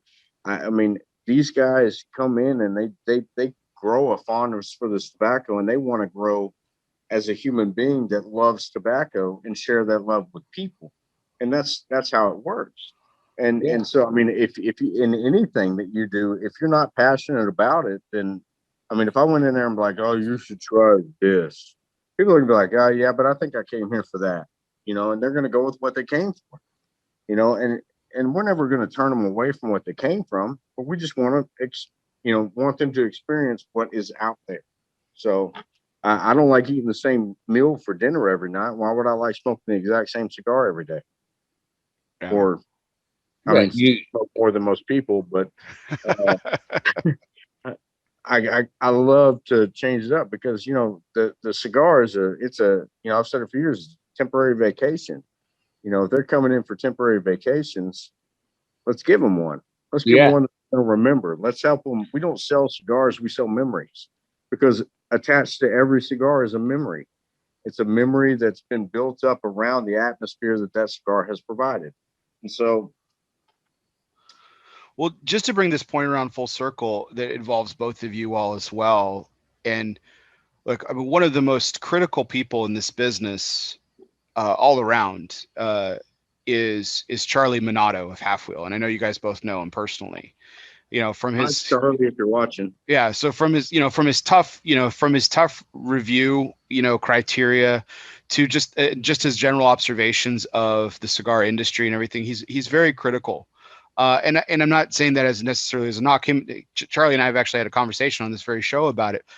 But one of the things that I thought was really interesting, Tracy, I think you'll appreciate this, and Tom as well, is he actually observed the Michaels team in your booth one year, Tom, and I can't remember the cigar or anything, but I guess you handed Mike and Bob and Tracy and Jason a cigar, and they as you guys were smoking it, Tracy, you guys were doing exactly what we've done the panel for years, which is, who's going to really like this, Larry's going to like this, or Bob's going to like this, or so and so, this is their cigar, this can be something that we can add to their repertoire. And Charlie observed this, and he confided in me, and he had said this in a previous interview too, that he had never seen, and that's not to say that other proprietors and other establishments don't do it, but he had never seen, and he's gone to the trade show for years as well, he had never seen a retailer and a manufacturer in that type of an exchange before. And he said that it was one of the best things he's ever seen, and he gave Michaels high praise for it. Because of the way that they were kind of going about this challenge of like, okay, can this be a fit inside of our humidor? So I thought that was really interesting to kind of bring it full circle to what we were talking about, because it is a challenge. Like you said, the real estate is valuable, Tracy, and at the same time, it's also about the relationships and everything. But I do want to ask this, because Tom, you can correct me if I'm wrong here, but I don't know for a fact if Asylum's actually ever discontinued a line, but I know that you've changed some things up before. Is that correct? That like is change correct. Branding and like the marketing and that thing. Yeah, so, listen, I mean, we look, when obviously we're a company. We look at the bottom line. What's it doing? How's it performing? And so when I look at like production and what are we producing with this? What do we do? Like we can honestly look at ourselves and go, all right, this isn't doing what we want it to do. What can we do to make it better? So whether it's a packaging change or a blend change, but we don't change the blends very often. Like we have no problem getting stuff out of our line and trying something new. Like, there's brands in Asylum that, I think a good example would be like Straight Jacket. People didn't get it as well as we thought they'd get it. Whatever, it was a little higher price point. But when we launch that, we're, sometimes as a manufacturer, we're launching to see if the brand has legs in that sense, right? Price point, whatever it is. And when we launched Straight Jacket, people are like, wait, why would I buy a Straight Jacket for $12 when I can get 2 Asylum 13s for $6? I can get 2 of them for that price. But so we weren't. High. Yeah, the blend was amazing. It just didn't work, right? So at the time, today I can come out. We've done new things like the Asylum 9 or whatever that are higher price points, and people do it. But we had to grow as a brand to fit, and so we've been able to grow as a brand. We've been able to reach out to all different kinds of customers. I mean, we do everything from Connecticut to Habano, Corojo, Maduro, Mexican, San Andreas, Maduro. Like we do a lot. We have a lot to fit everybody's palate. Now, does it mean it sells? No, but we keep it. Most of the things we've always kept. I mean, I don't think in Asylum today, I think we have every brand we've ever started. Now, do they all do fantastic? No, that's okay. That they all don't blow the blow the roof off, but we have a customer for it, and we'll continue to make it for those people who enjoy it. Well, and just like what Tracy was saying a second ago, is it's all about sometimes the fit. Like where that cigar may not do well in one particular market doesn't mean it doesn't do well in another. And Tracy, I don't mean to put you on the spot here, but like he mentioned Straight Jacket. I was going to keep it general, but that's a perfect example. Tom's cigars do incredibly well at Michael's, but the Straight Jacket was an example of that, where you and I personally both love that cigar. Well, it wasn't a fit for the traditional Asylum smoker because the price point, because of the ring gauge, because of those things. And so it was something that was designed. I think you guys were not, I don't think you were going after to cannibalize your own smokers. I think you were going after the next, a different smoke. Like, I don't mean to cut you off, Tracy. No, you're good. You're 100% right. Like at that time, when we came out with Straight Jacket, we were still a pretty young company, right? So we were testing where can this brand go? Do people want to relate it to a more expensive cigar? Will it work in that way? Whatever. Like we don't know everything. We're trying to feel it out too. And at the time it didn't work. Today, you look 9 years later, I can sell $20 cigars.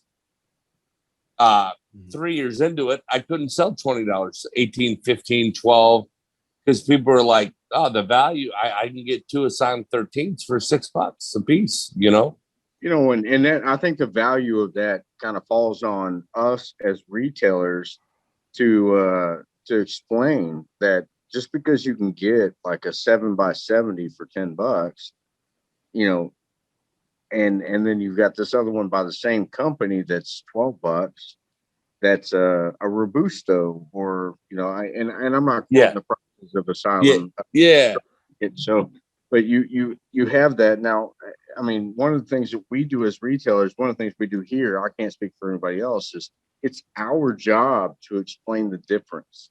Our job to explain what you're getting and what you're getting into for that. So whether it be a higher priming, or whether it be, hey, this is designed for the smaller ring gauge smoker, or this is designed for the guys that don't go past 60, then that's for us to do.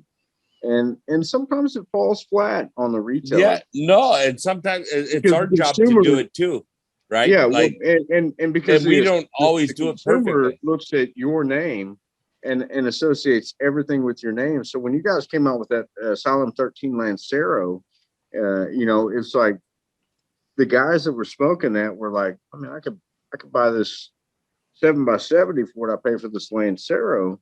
Well, I mean, as somebody that smokes a lot of cigars understands that the Lancero you're not losing flavor for smoking like that. You're smoking like an offering. I mean, you've got guys that train their whole lives to become a Lancero roller. And that tobacco has to be specifically perfect in humidity when it's rolled. Otherwise, it'll either draw too much or it'll draw too little. And all these things factor into why that's the price it is. And so, it is kind of up to us to relay that. And I think that a lot of shops do fail that. But it's like it's not always on you, right? Like right. Yeah, I mean, as a manufacturer, you're not marketing that cigar to your 70 ring gauge smokers. Yeah, sometimes we fail to translate it to you good enough to do the job, right? I'm not agreeing that you failed to translate. Yeah, I think there are times that it is, you know what I'm saying? No, I got it. And you can totally agree that we didn't translate it right. Like, because I know as a manufacturer, sometimes we don't do the job properly. We do the best we can, but it doesn't mean we always do it the right way. Like we're human. We try and do things. We try and come out with new things. And sometimes it doesn't translate. It's okay. Right. But that's as long as we're learning from it in the end. Oh, yeah. It's okay. Right. Like there are no failed lessons. There's just lessons learned. There's lessons learned. And that's what we learn as we go, what we are, who we are. And we build on that. That's your dad quote for the day right there. There you go. Yeah. No failed lessons, just lessons learned. I love it. No, I think that's a great example. And just to kind of bring a point back from when we were talking about a moment ago, when Tracy was saying how we've got to, as retailers, we have to educate, just like you, Tom, just like that responsibility falls on you as well. It's an education all around. And, if the education lands from the manufacturer to the retailer, then the retailer can translate it to the customer. But it's also kind of a circle of life deal, right? Because there's something that the consumer can teach us as retailers, and there's definitely lessons that the retailer can also teach you, right, Tom? Always, every day, we can learn something, right? Like like I said, we fail all the time. We've been able to grow as a company, but I laugh because Asylum, like I still have people today, they'll be like, when are you going to come out with a Robusto? I'm like, I had a Robusto 9 years ago. We came out with it.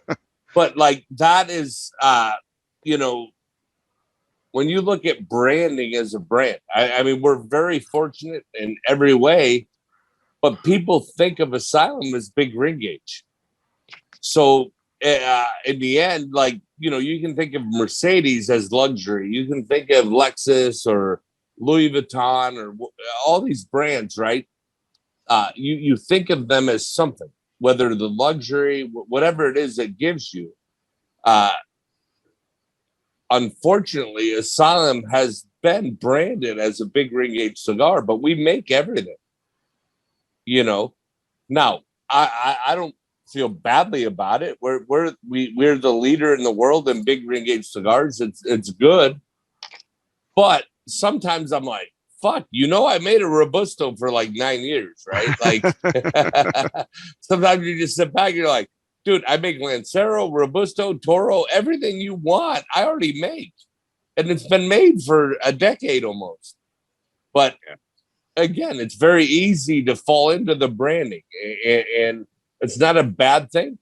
Asylum has been branded as a big ring gauge, but we do everything. We make every size you want to make, we can make. So, sometimes it's just we are labeled, but I also look at that as the best blessing we can have. I mean, people think of big ring gauge cigars, they think of Asylum. They think that this is the brand. So if you're going to try it, you're going to smoke my stuff. So it's got its positive and negative, but it's always positive in the end, you know? Oh, absolutely. Well, that's a saying. There's no bad marketing or no bad publicity. Yeah, exactly. When there's bad marketing, there's no bad publicity.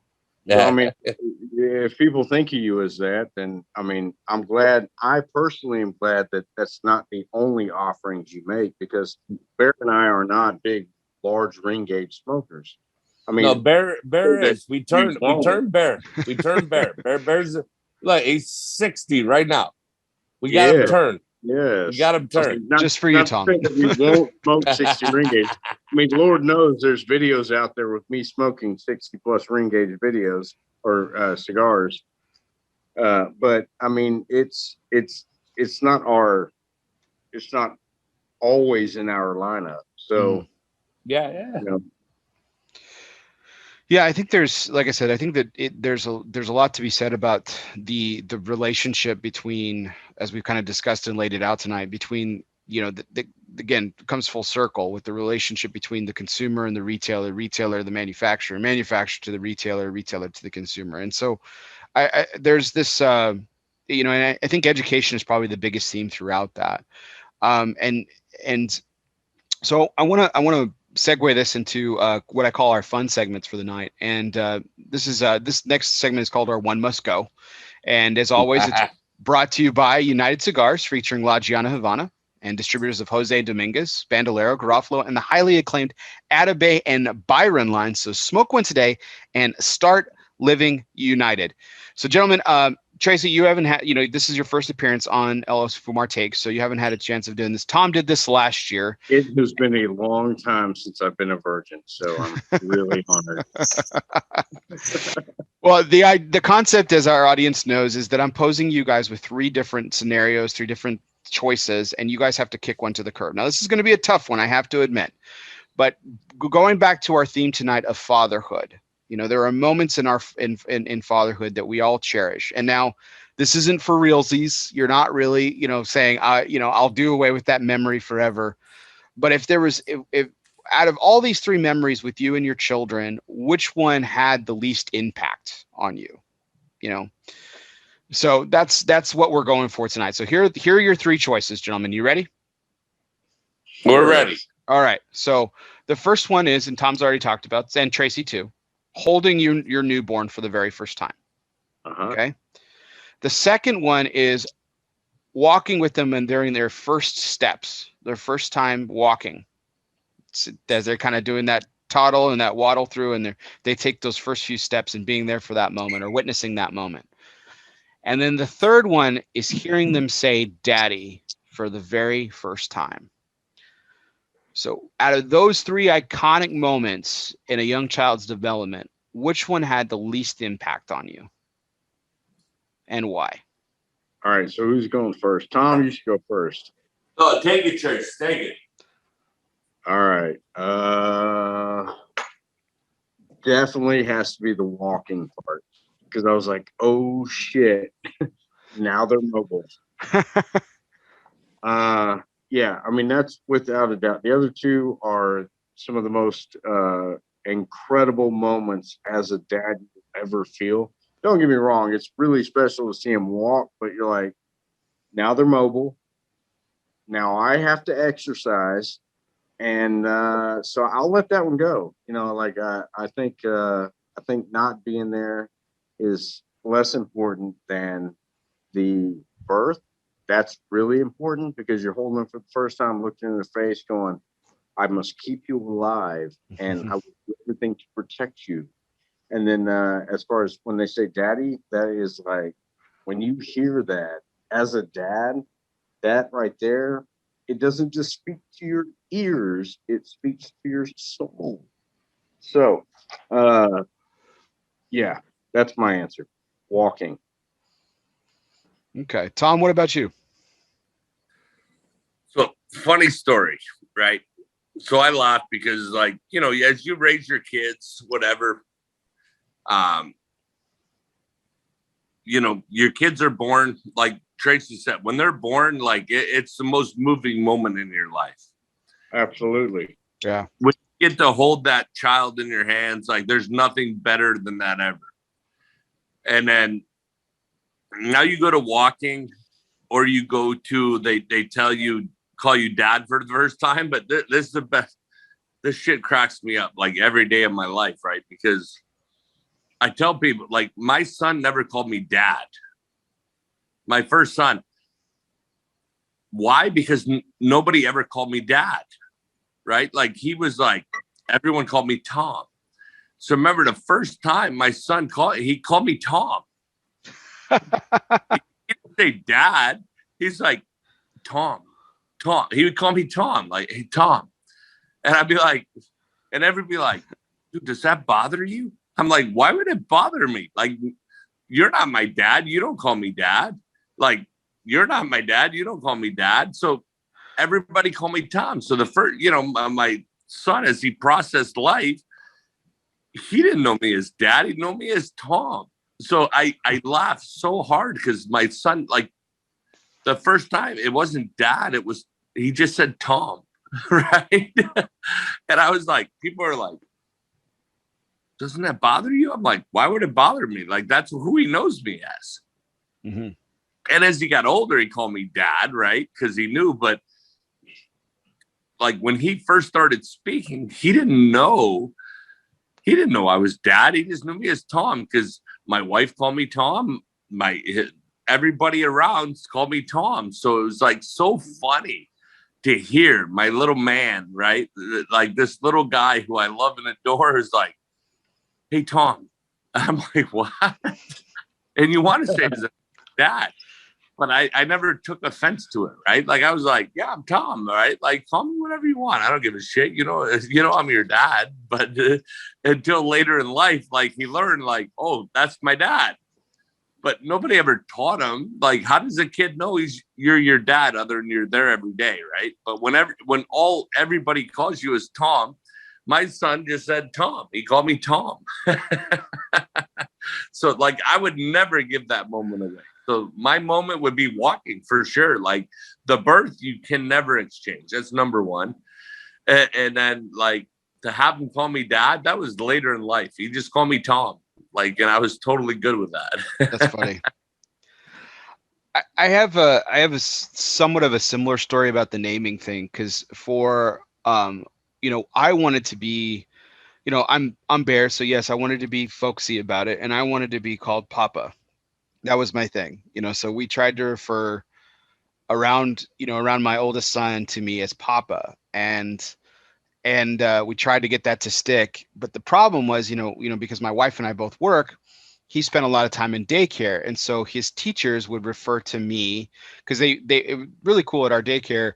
They'll have you give them photos of family members so that they can help develop and everything. And so they were teaching him daddy. And so my oldest called me daddy, and that's, so it's been daddy. So that at first it was, you mentioned about it being bothered, Tom. Like at first it did bother me a little bit. I wanted him to call me Papa, but like I said, like you both have kind of said though, like when they still call for you for like the first time or even the 100th time and everything very early on and everything, there's nothing that beats that moment for sure. But it has come, there's been a lot of full circle discussion tonight, but it has come full circle. And what my oldest son has now said, because I have the opportunity to actually drop him off now at school. Yeah. And what he's taken to saying as he says goodbye to me, he's like, all right, see you later, Papa Bear. And it brings me so much delight that and everyone gets a chuckle out of it. And I was like, no, this is the best thing ever. It's awesome. Cause I've wanted this for 6 years and now he's starting to say it to me, and it was kind of organic because we'd kind of ditched the Papa thing for a long time. But it kind of happened organically. And so I'm like, yeah, like they only know what they know, right? Like it baffled me that people thought it would bother me. Mm-hmm. When my son called me Tom, right? He'd be like, hey, Tom. I'm like, but I knew like nobody else around him, called me dad. Like nobody, that's all he knew. Everybody called me Tom. So he absorbed what was happening around him, and he just called me Tom because he knew that's what, that's what, whether I was his dad or not, he just knew people called me Tom. So he called me Tom. And that's funny.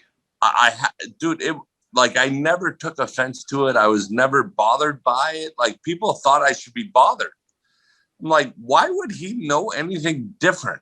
You know what I mean? Like everyone calls me Tom. My mom, my dad, my sister, my brother-in-law, like my in-laws, everybody called me Tom. So all he ever knew was people calling me Tom. I wasn't like training him to be like, hey, I'm dad. He just knew me as Tom. So it was funny when he first called me Tom, people were like blown away. And I'm like, no, it's cool, man. That's what you can call me Tom all day long. I'm good. My kids call me Dad or Captain Daddy. Awesome. Yes. Yeah. Other than that, when they use my real name, I'm like, wait a minute. Yeah, who has told you this? That's right. He didn't call me motherfucker or anything. You know what I mean? I was like, all right, this is cool. It is an improvement. Tom is an improvement over motherfucker. Yeah, so I was good with that. I don't know. I don't think I'm ever ready for the time where my kid goes full Samuel L. Jackson on me. So, I laughed. It must have been my oldest son, like third birthday, right?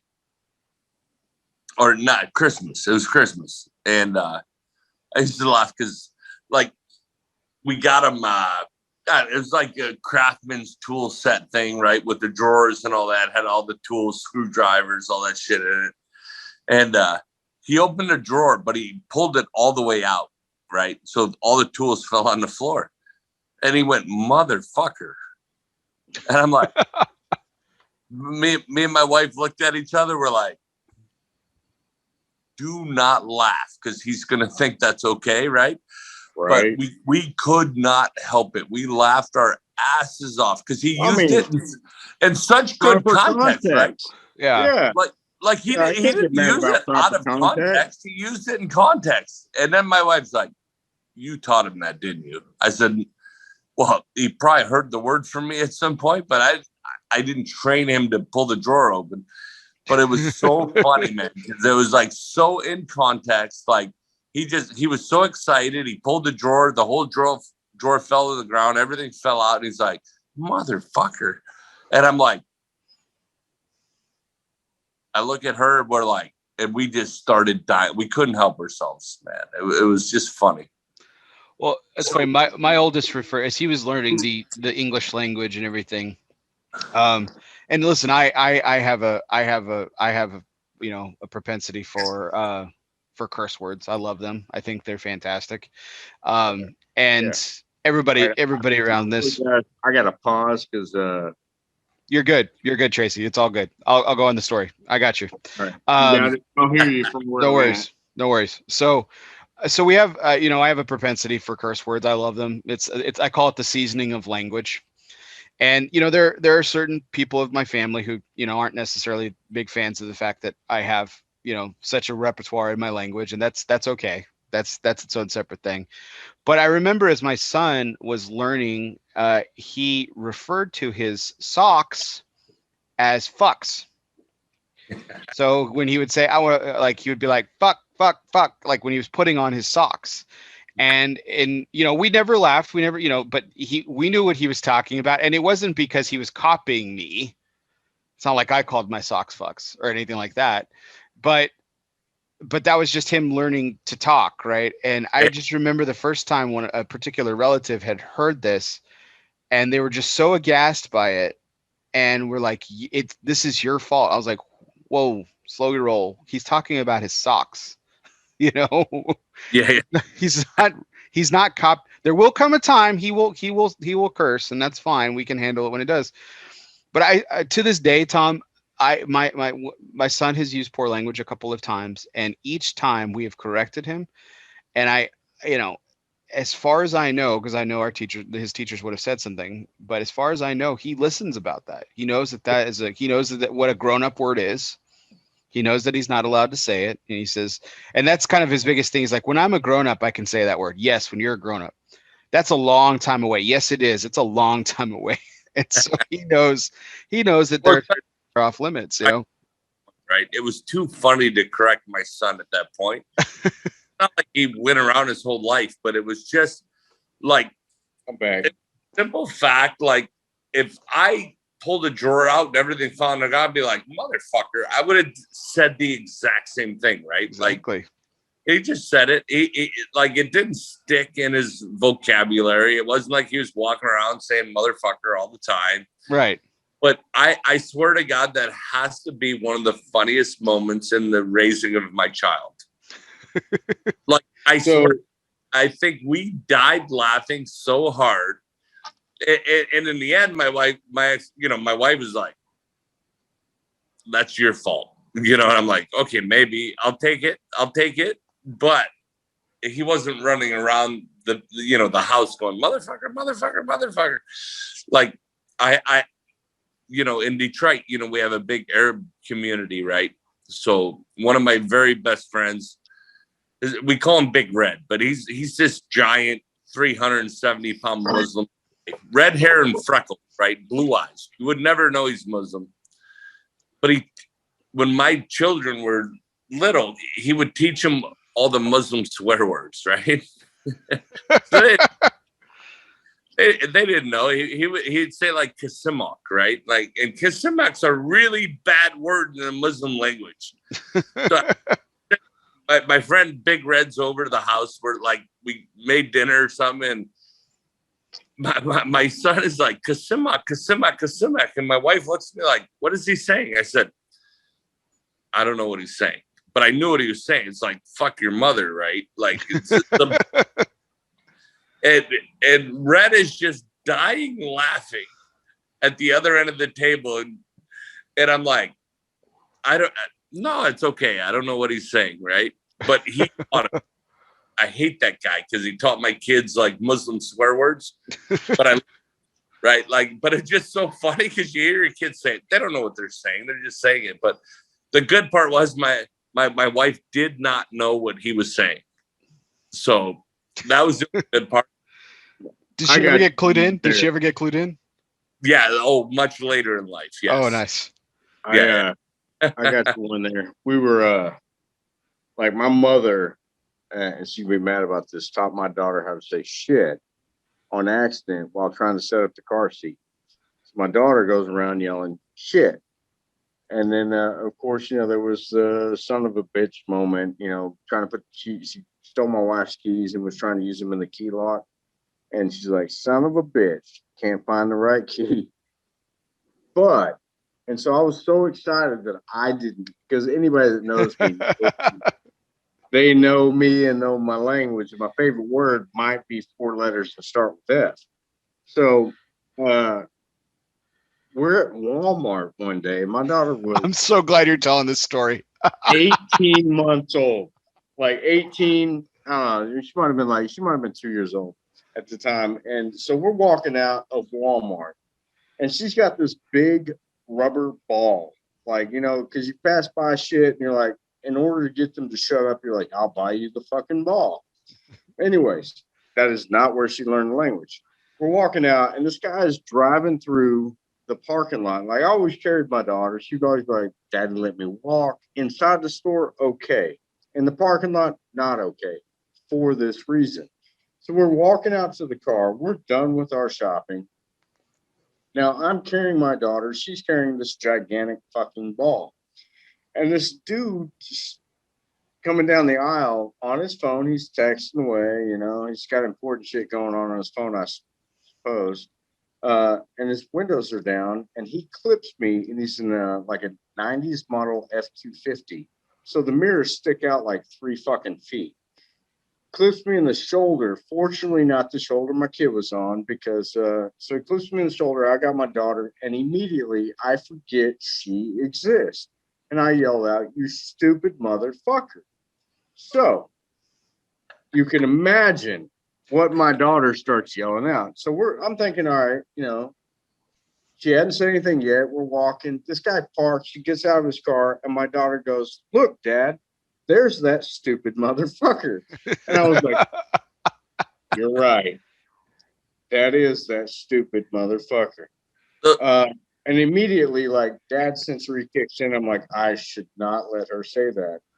So the guy's like, "Excuse me," and I was like, "You need to get inside because you're going to die if you don't. Like, run inside fast." And so now here comes the reprogramming part. I was like, "Quick, I got to think of something." So I was like, "Simple monkey farter." No, Dad totally said simple monkey farter. Simple monkey farter. I repeated the phrase simple monkey farter 6,843 fucking times. Mother's laughing. She's like, "Simple monkey farter." She's clapping. She's like, "Simple monkey farter, simple monkey farter." I think I'm in the clear because thus far, I'm the one that has not taught her a bad word. And I went straight to the top with this one. So the next morning, I got to wake her up to take her to school at daycare, which was at a church. She's stretching. I'm like, "Baby girl, it's time to get up." She wakes up, she stretches. She goes, "Motherfucker." I was like, "Goddamn, reprogramming unsuccessful." So now I have to have a meeting with the dean of this school, and I was like, "There's a possibility she may say something that is highly inappropriate."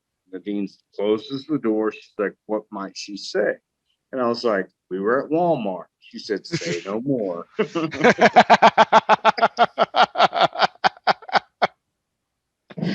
So to this day, I'm so glad my daughter, she does not like cussing. I'm sure she does it with her friends. She's 11, so she probably thinks she's getting away with it and says it like in streams of whatever. I mean, she may not. She's a pretty good kid, so she's a really good kid. But I mean, I'm sure around her friends, she probably uses colorful language. But that day, I thought I was in the clear, and I didn't have to tell my wife that my daughter just learned how to say "stupid motherfucker." Now, as an adult, and she's getting there, I hope she remembers that phrase when she becomes like 18, 19, 20. But when she was like 2, not helpful. Fortunately for me, she didn't say anything in school. But you did taught her the right words. Straight, and she totally, like, I mean, context, everything that you look for in the English language was correct, except for the vocabulary aspect of it. So, yeah, she quickly learned how to say "stupid motherfucker," but she got that ball, and that was all that was important to her. There you go. Yeah, she got the ball. Yeah. I love that story. I've heard it several times. It's still simple monkey farter. That's awesome. Simple monkey farter. Yeah. So, gentlemen, again, appreciate you participating in tonight's One Must Go. I am with you guys on the walking thing. That one's got to go. Compared to the other two, they're kind of just magical moments. But as always, our One Must Go is brought to you by United Cigars, featuring La Giana Havana and distributors of Jose Dominguez, Bandolero, Garofalo, and the highly acclaimed Atabey and Byron line. So smoke one today and start living united. So this next segment, gentlemen, has become one of my personal favorites just because we get to spotlight and highlight, things that are more important than ourselves. And I started this tradition on my birthday last year. So since then, each week I've asked my guest or guests in this case to highlight or spotlight and select a charity or nonprofit of their choosing that we're going to focus on, raise awareness for, and potentially raise a little bit of money for as well. So I'm really pleased tonight to the couple of charities that we're doing. One's really close to Tom's heart and the organization that he's a part of.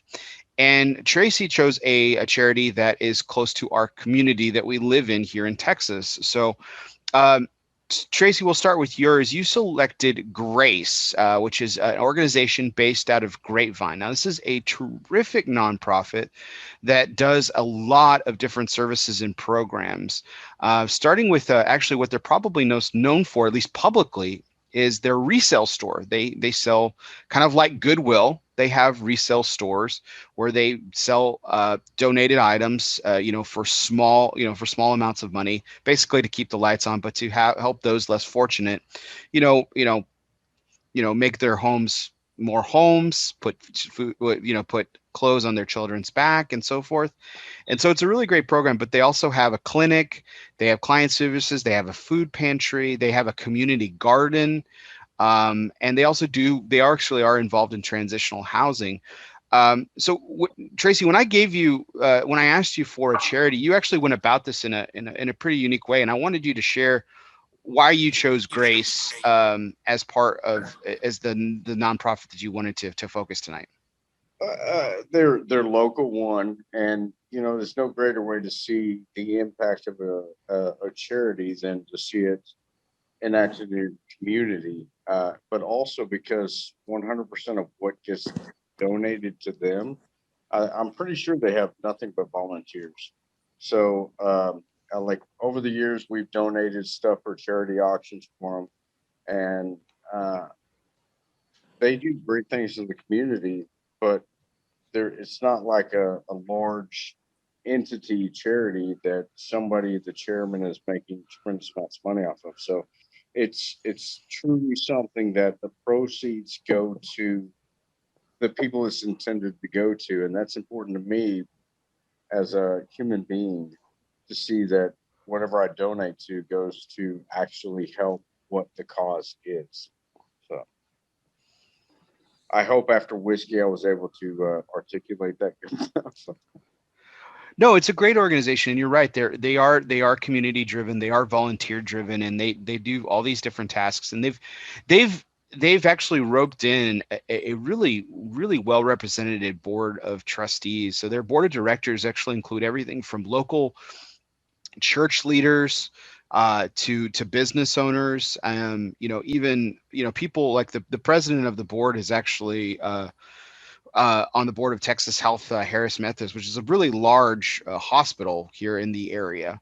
But again, some of their more prominent members are members of local churches, and not just the same church. This isn't one church driven. This is several area churches that contribute to Grace and have a really big part of it. So it's a really great organization, and I'll be posting the donate in the donate button here in the link here in just a second. It'll also be in the show notes later on. But we've had a couple of our guests spotlight local charities, and it's really great to see these things go to work. I'll be posting that here in just a moment. But to that point, what we've also seen, and Tom, I want to turn it over to you here in a second. But what we've also seen is a lot of the companies that I've had the privilege of interviewing people from those companies have formed their own foundations, have formed their own charities, and do a lot of great charitable work. I think one of the most arguably one of the most infamous in the industry is the Cigar Family Charitable Foundation, which the Fuente family runs, along with the Newmans. But Tom, you and Christian and the entire CLE family have formed their own foundation, which is the CLE Foundation, that does great work down in Honduras. Can you tell us a little bit more about that? Yeah, obviously, when we look at the industry and the people, and Christian has nothing but respect for Carlito Fuente and their family and their thing. I actually just went. They do probably one of the best charity events in the entire world in Detroit. Like last week, Thursday, I was at it. It's called Cars and Cigars, and it's some local guys in Detroit, Tom Chelani and Dario Bergamo. They put this event together many years ago. And so the guys bring out, there's a whole event. They bring out cigars. I think they cut it down a little bit this year because of COVID, but it was 1,400 people. And you see like what the Fuentes have done, building schools and things like that. And the years I've been with Christian, whether it's Camacho or our new company, we've done it on our own scale, not to that, but we put bathrooms in schools. We do that. I look at what we've done through COVID. We provide all the testing for the families. We do mammograms. Like, we bring in mobile units to give breast cancer awareness for the women, because there's no hospitals there. And so Christian's made it very important for him, for a man who's grew up in Honduras, who see what they miss and don't have, to provide these things. So, we've done schools, we participate, but we really want to get more into the breast cancer. We want to buy some trucks to provide but they're about $250,000 a piece. So everything we do now is to give back to the community in Honduras. The people there have helped us in every way grow our business. The families and the culture and everything we do. So, we're very small. It's a new thing that we're doing, but we want to, through all the years. I mean,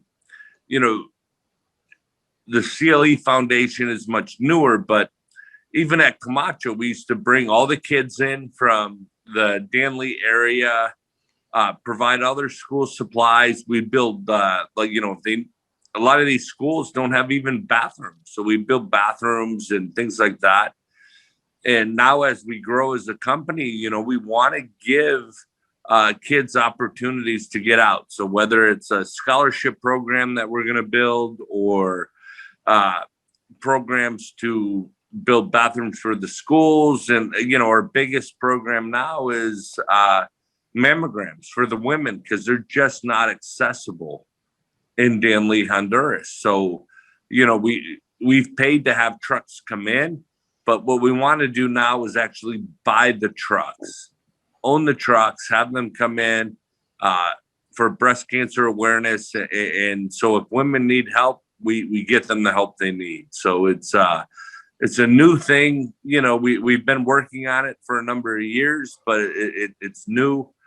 We're trying to grow this thing into something that we can really benefit the people of Honduras, who have helped us grow as a company. We couldn't do it without the people of Danley, Honduras. And so we want to give back to that, give them healthcare that they need, opportunities that they need. So it's a very important thing for us. That's awesome. Two amazing charities that we're focusing on tonight. And you can check out, I just posted the link to the CLE Foundation Facebook page in the chat. You can check it out there. If you're interested in donating, you can donate at and get in touch with them at CLE Foundation at clecigars.com. and find out where you can actually get to some of your donations too. But great organizations. That's fantastic what you're able to do, Tom. What you and Christian have built with this foundation just in a short time, and focusing on an area that, again, it has nothing to do with cigars. These are mammograms for people who don't, like you said, don't have access to it. So it's an important task that you guys are doing, and that's awesome. And as always, each week, we spotlight these charities, gentlemen. And, as always, my wife and I have pledged, since we started this, that we'll be making small donations later this week to your respective organizations in y'all's honor. So please to donate to two amazing organizations, the CLE Foundation and Grace. So thank you very much for bringing those to our attention tonight. Thank you.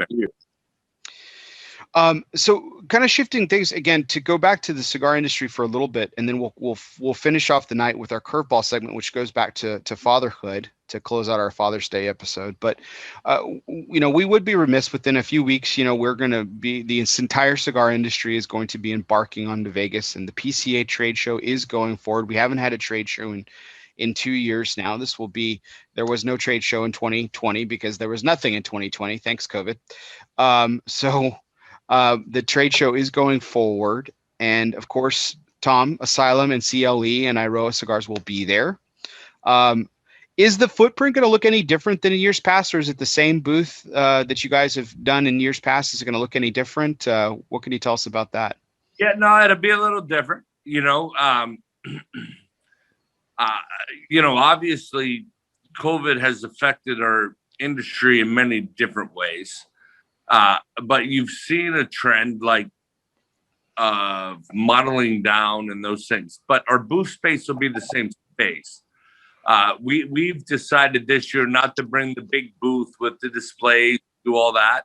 It'll be 40 by 40. We'll have everything we normally have, but it's going to be just more relaxed, more, comfortable, more just seating and minimal, we'll have our displays of our product, but it'll be just more minimal, because it's just, I think what has happened over time, and what COVID has taught us is we don't need a trade show to do our business, right? Like I can write the same amount of business, I can write more business without it and be more profitable. But it's very important for us to support the organization that is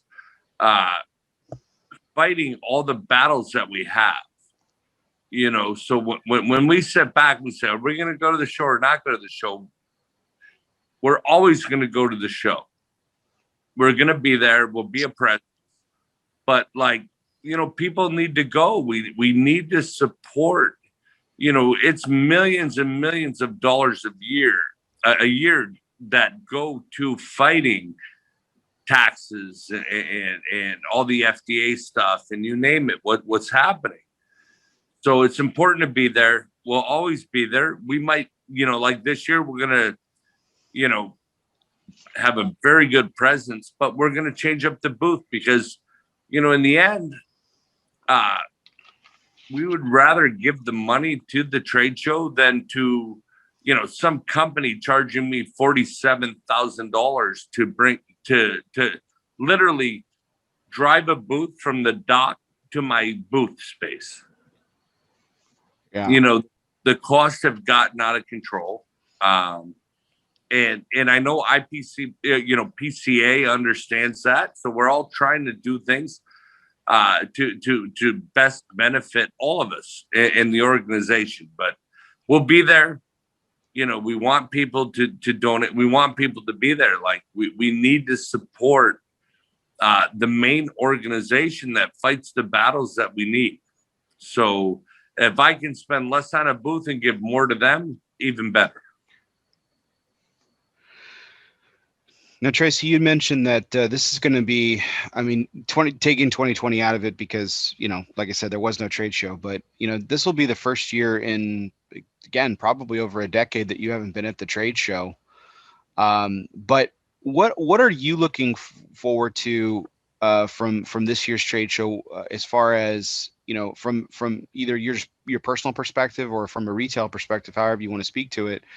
What are you looking forward to from this year? What are you looking to see? I will not be there, but we will be there as a company. Correct. So I think Brandon and I. Why are you going? It's making sure that we have. Yeah, so we'll be here, putting together what we need to give you guys money. Yeah. So, it's as every business out there took a hit, so did we. So, we're looking to recoup it, but Mike and Bob will both be out there they're setting meetings. So if you haven't got your meeting set with them, go ahead and reach out to Mike or Bob on that.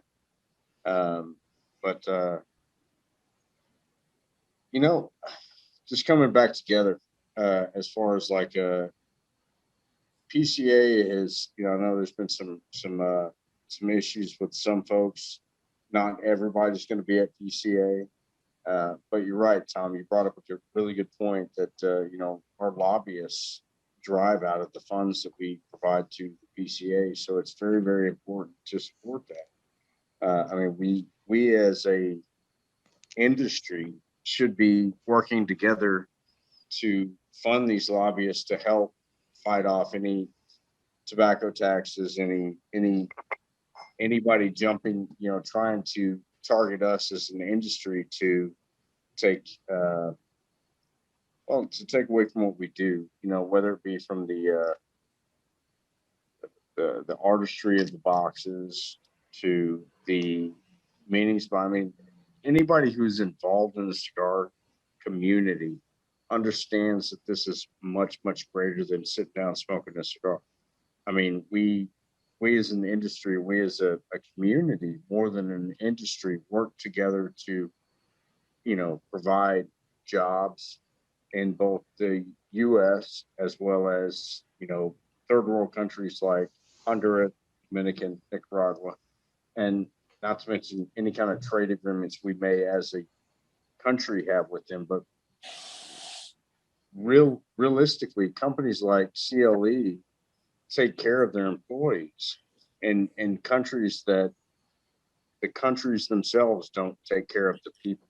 So, we're not just about providing a great product to the community. We're about extending the community. So, through charities, through several organizations. So, I'm looking more towards everybody coming together at the trade show to be able to continue to do these things that we do, the extenuation of what's beyond just the cigars in this industry. I mean, it's a passionate industry that's helped build and drive many nations. So looking forward to those guys coming together. I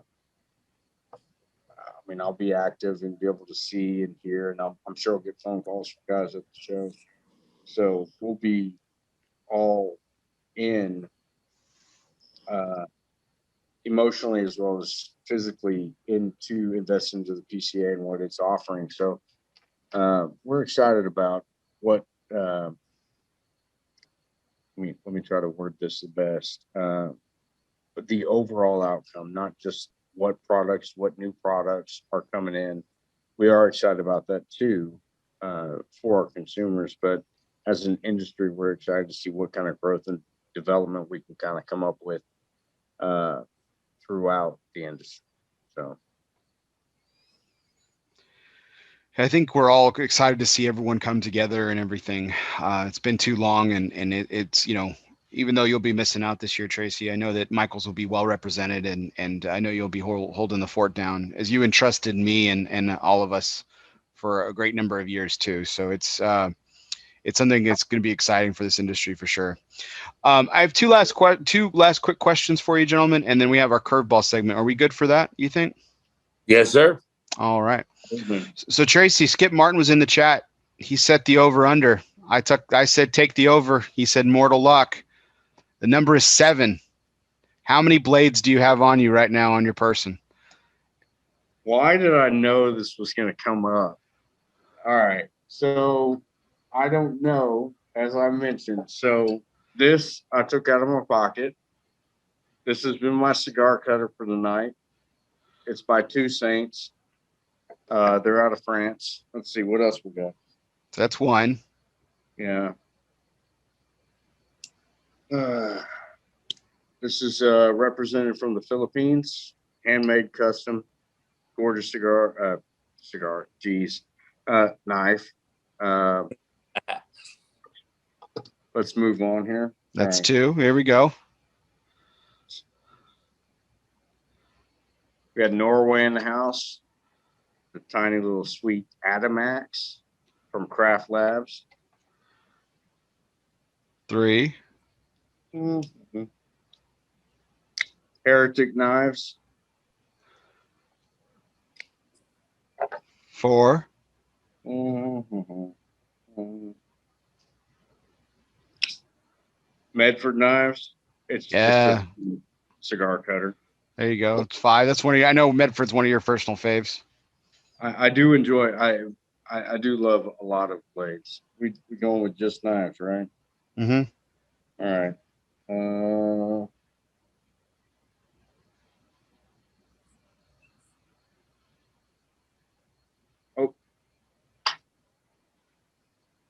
The Cerambit by Borka.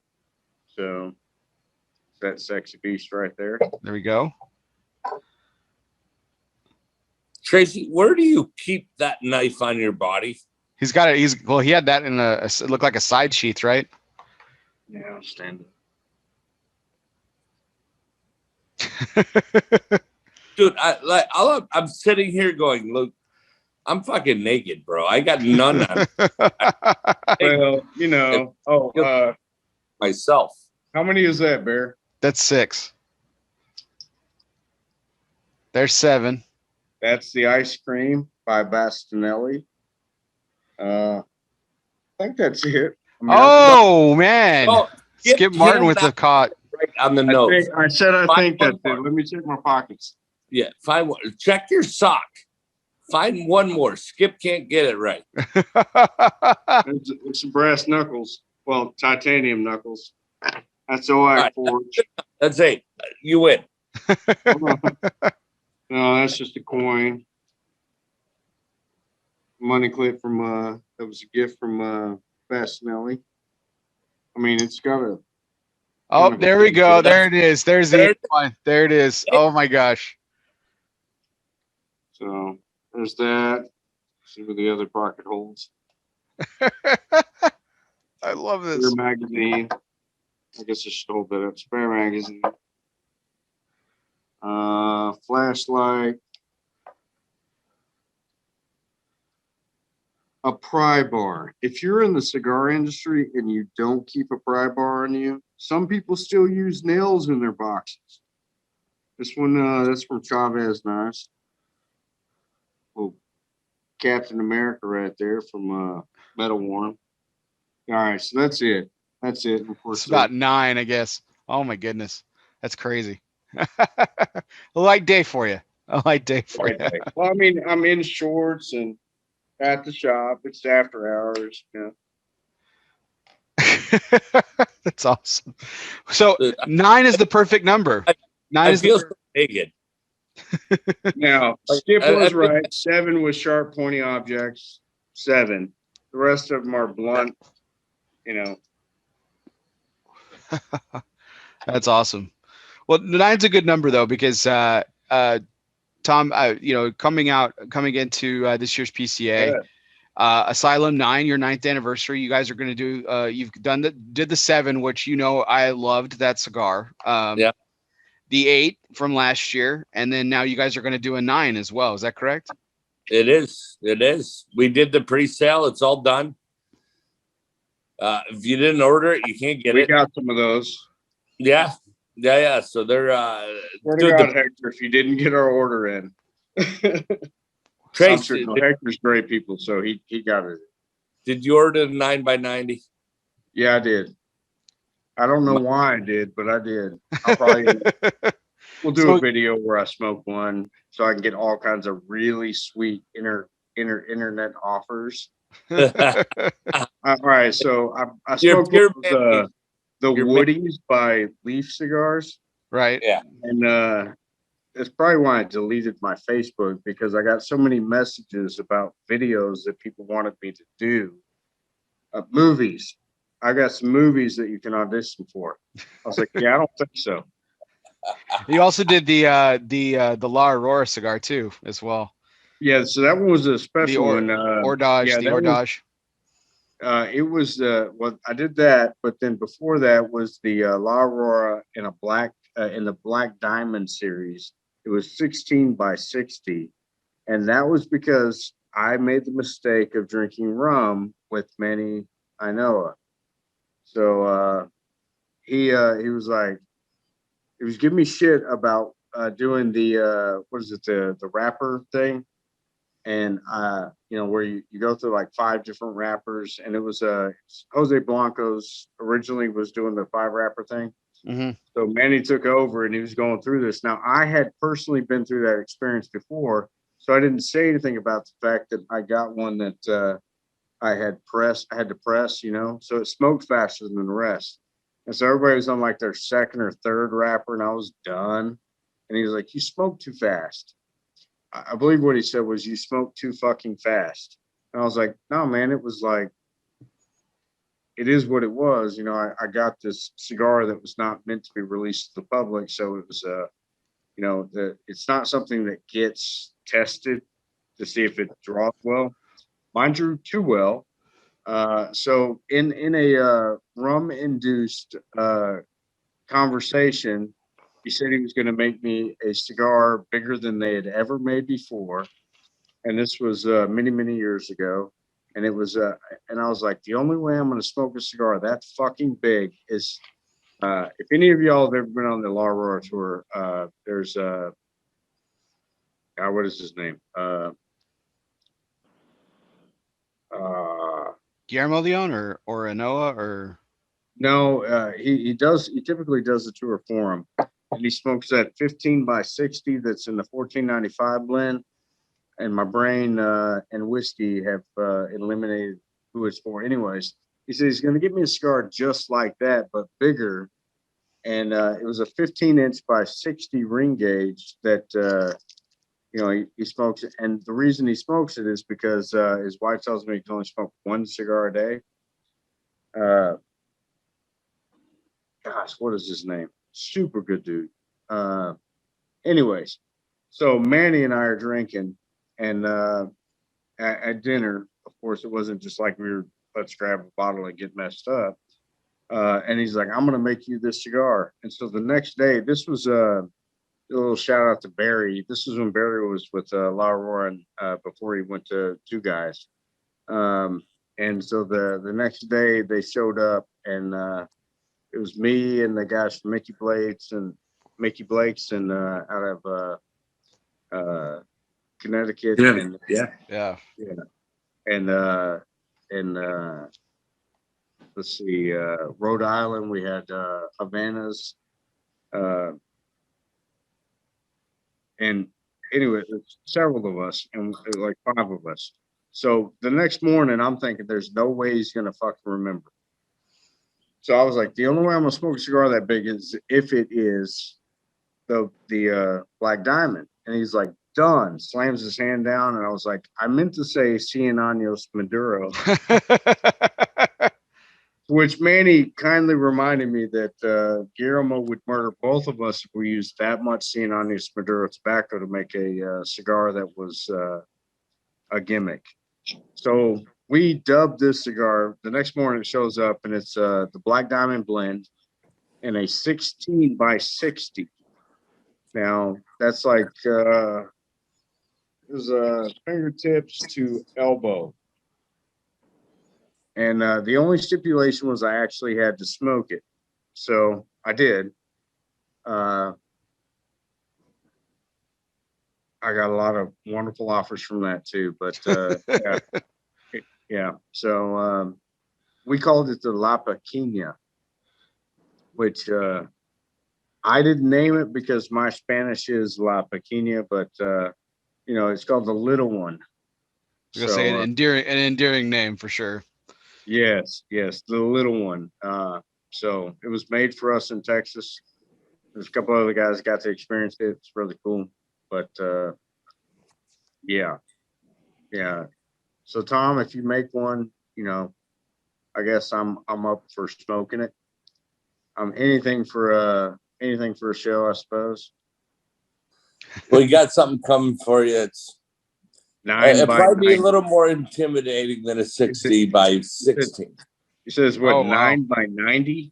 Yes, sir. God damn. It's gonna hurt. My mouth will be full with a 9 by 90 when it arrives.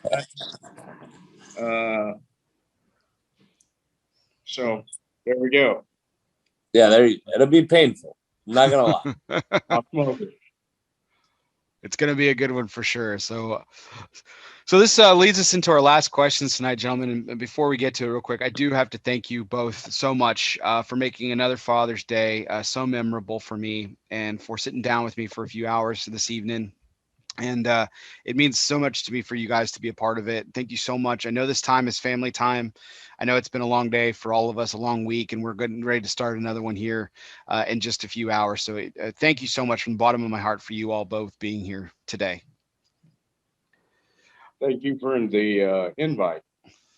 So yeah, a pleasure to be here, Bear. Thank you both. So this leads us into our last segment of the night, which is always our curveball segment, sponsored by Dunbarton Tobacco and Trust. Fastballs or curveballs, it doesn't matter. Since the company's inception, Steve Sock has been knocking them out of the park. 6 consecutive years in the consensus top 3. Yep, I looked it up.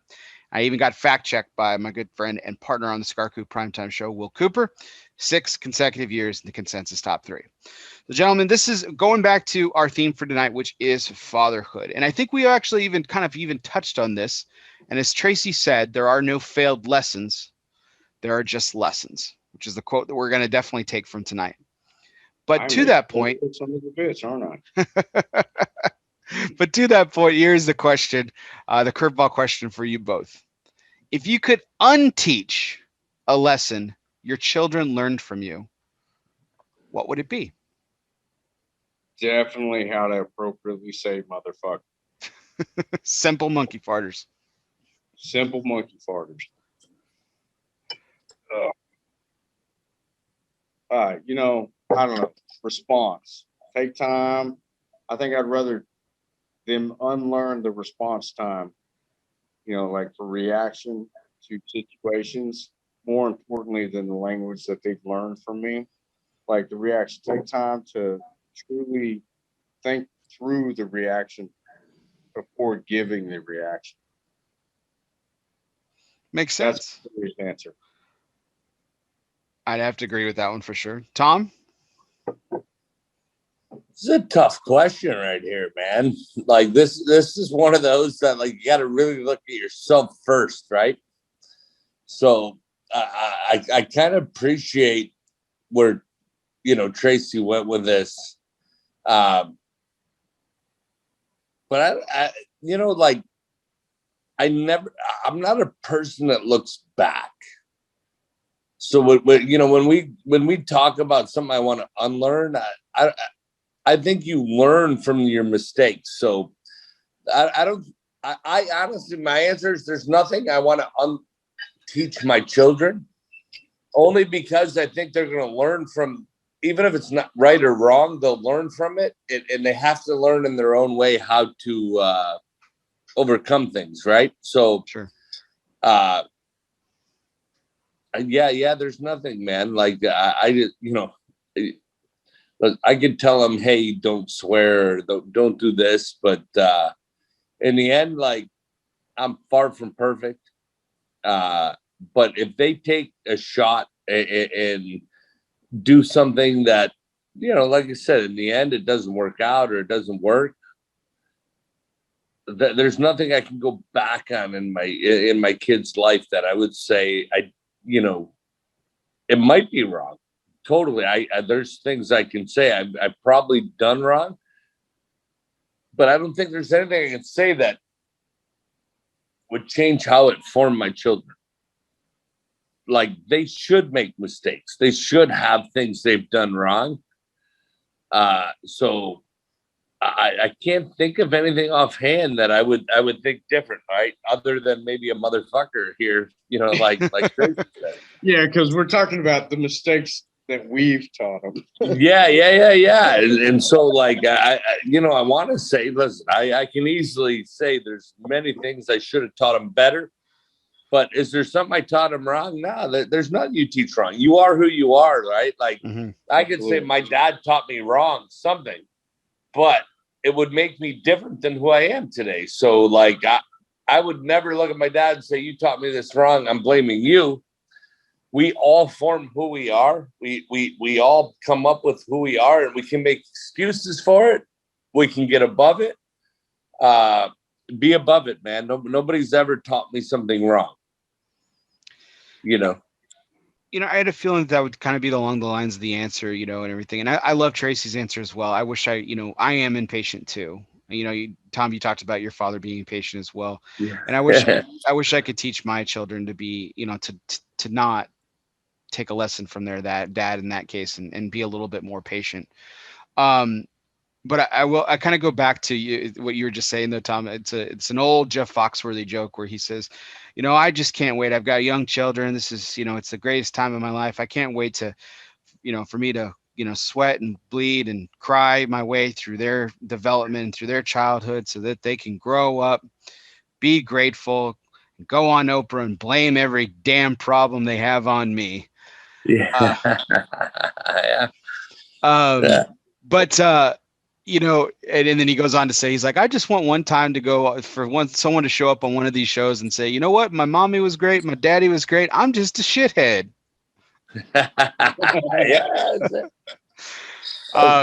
It's definitely one of those jokes that I kind of rings in my ears as I became a parent, and I kind of take that with me too. Like, I'm going to do the very best that I can, and I love my children, and I know the three of us love our children, and I know that we do the very best we can, and I go back to that, Trace. That's a great lesson. There are no failed lessons. They're just lessons. And they're just lessons, right? Like, you go through life, and whether you learn from it or don't, but you do in a way, right? Like, so I just look at things eventually you learn from it. Yeah. Can I look back? Yeah, I'm sure there's tons of things I can look back on and think differently on. But if I did them different, would I be who I am today? So, like, I teach my kids, be who you are, do what you want to do, like, be a good person. But outside of that, like, do what is good for you. Don't worry about me. Like, respect your family, respect your name, do those things. Like, simple things my dad taught me. Like, if you're going to do something, do it right. If not, don't do it at all, because people look at you like, you're lazy or whatever. So all the simple things in life, like, or common sense things, to me, is like, you always do things to the best of your ability, whether it's at a professional level, a media level, or a novice level.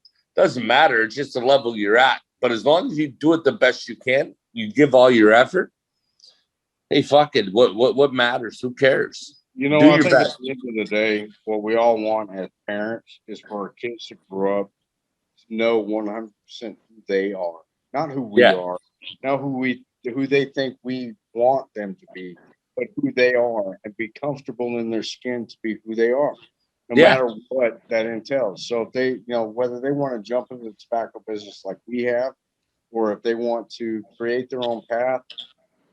Sorry, John Heber, I didn't mean to steal your own line there. I was wearing that shirt earlier. But we want, as parents, for our kids to grow up and learn from our fuck ups. I mean, to know how, sometimes the most valuable lessons you can learn are not how to do something, but how not to do something. Yeah. We want our kids to be better parents to their kids, whether they're going to be dads, or whether they're going to have a Father's Day, or they're going to be the Mother's Day is celebrating them. We want them to be 100% comfortable with who they are as a human being, so that way it can transcend to their parenting stuff. We're not disappointing our kids. We're always going to support and love our kids. They're going to do some fucked up shit. They're going to screw up along the way. Our guide, our job is to guide them to make sure that they don't screw up in a catastrophic manner. But, 5 to 10 year kind of way. Right. Yeah. So, as long as they're able to, at the end of it, be themselves and still be respectable human beings, still be able to take on and maybe teach how we taught them something in a different manner. I don't know. We just want our kids not to grow up to be assholes. Exactly. Be kind. Yeah. That's absolutely.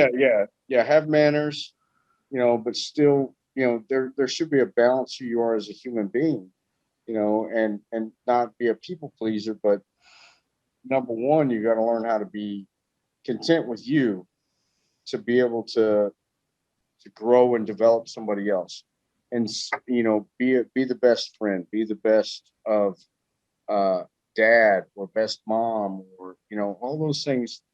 They're going to learn those lessons, and sometimes they learn them from us, and sometimes they learn them how not to do it from us. So we'll see how it turns out. I agree. I think knowing you guys for as long as I've known you guys, I obviously you're not my dads, you know, there's not been a fatherly advice exchange between us other than like, man, my kid did this, and oh shit, I would have done it that way. But you know, you're great guys, you got great kids, you know, they're going to turn out to be great human beings, to do great things, whether they follow our legacies or create their own. You know, that's the exciting part, is to see what they do with what we teach them.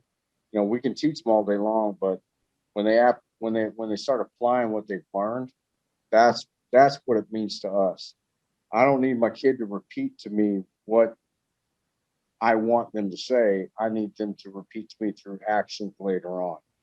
You know, 100%. Yeah, straight up. Well, gentlemen, happy Father's Day. Happy Father's Day to you. Yeah, happy Father's Day, Bear Tracy. Oh, and happy Father's Day to all you Facebook Landia, Instagramias, and Twitter paters, and whatever other social medias, whatnot, that might be watching this. Watch Bear Show, smoke Tom cigars, and come see me to buy all of that. So couldn't have said it better myself. Happy Father's Day to everyone out there. For everyone, I love and appreciate all those likes, shares, and comments. Keep them coming. Check out our Facebook page, Euless Fumar. Like it. Check out our YouTube channel, Euless Fumar. Like it as well. If you are listening to this podcast later, wherever you listen to podcasts, whether that be on Apple Podcasts, Spotify, Google Play, Podbean, or wherever you listen to podcasts, be sure you download, subscribe, and review. And if you already are a subscriber, I appreciate it. Do me a favor, unsubscribe. But don't forget to hit the resubscribe button, because that actually helps my numbers. And I can continue to bring on great guests like the two gentlemen that I had this evening. So for everyone out there, this was our 173rd take. Done 173 of these. It's a fantastic journey. Can't wait to continue it next week with you all. And for everyone out there, I'm Bear Duplessis, live from the Alec Bradley Lone Star studio of Euless, Texas. He's Tracy Spence. He's Tom Lazuka. Guess what, everybody? We'll see you next time.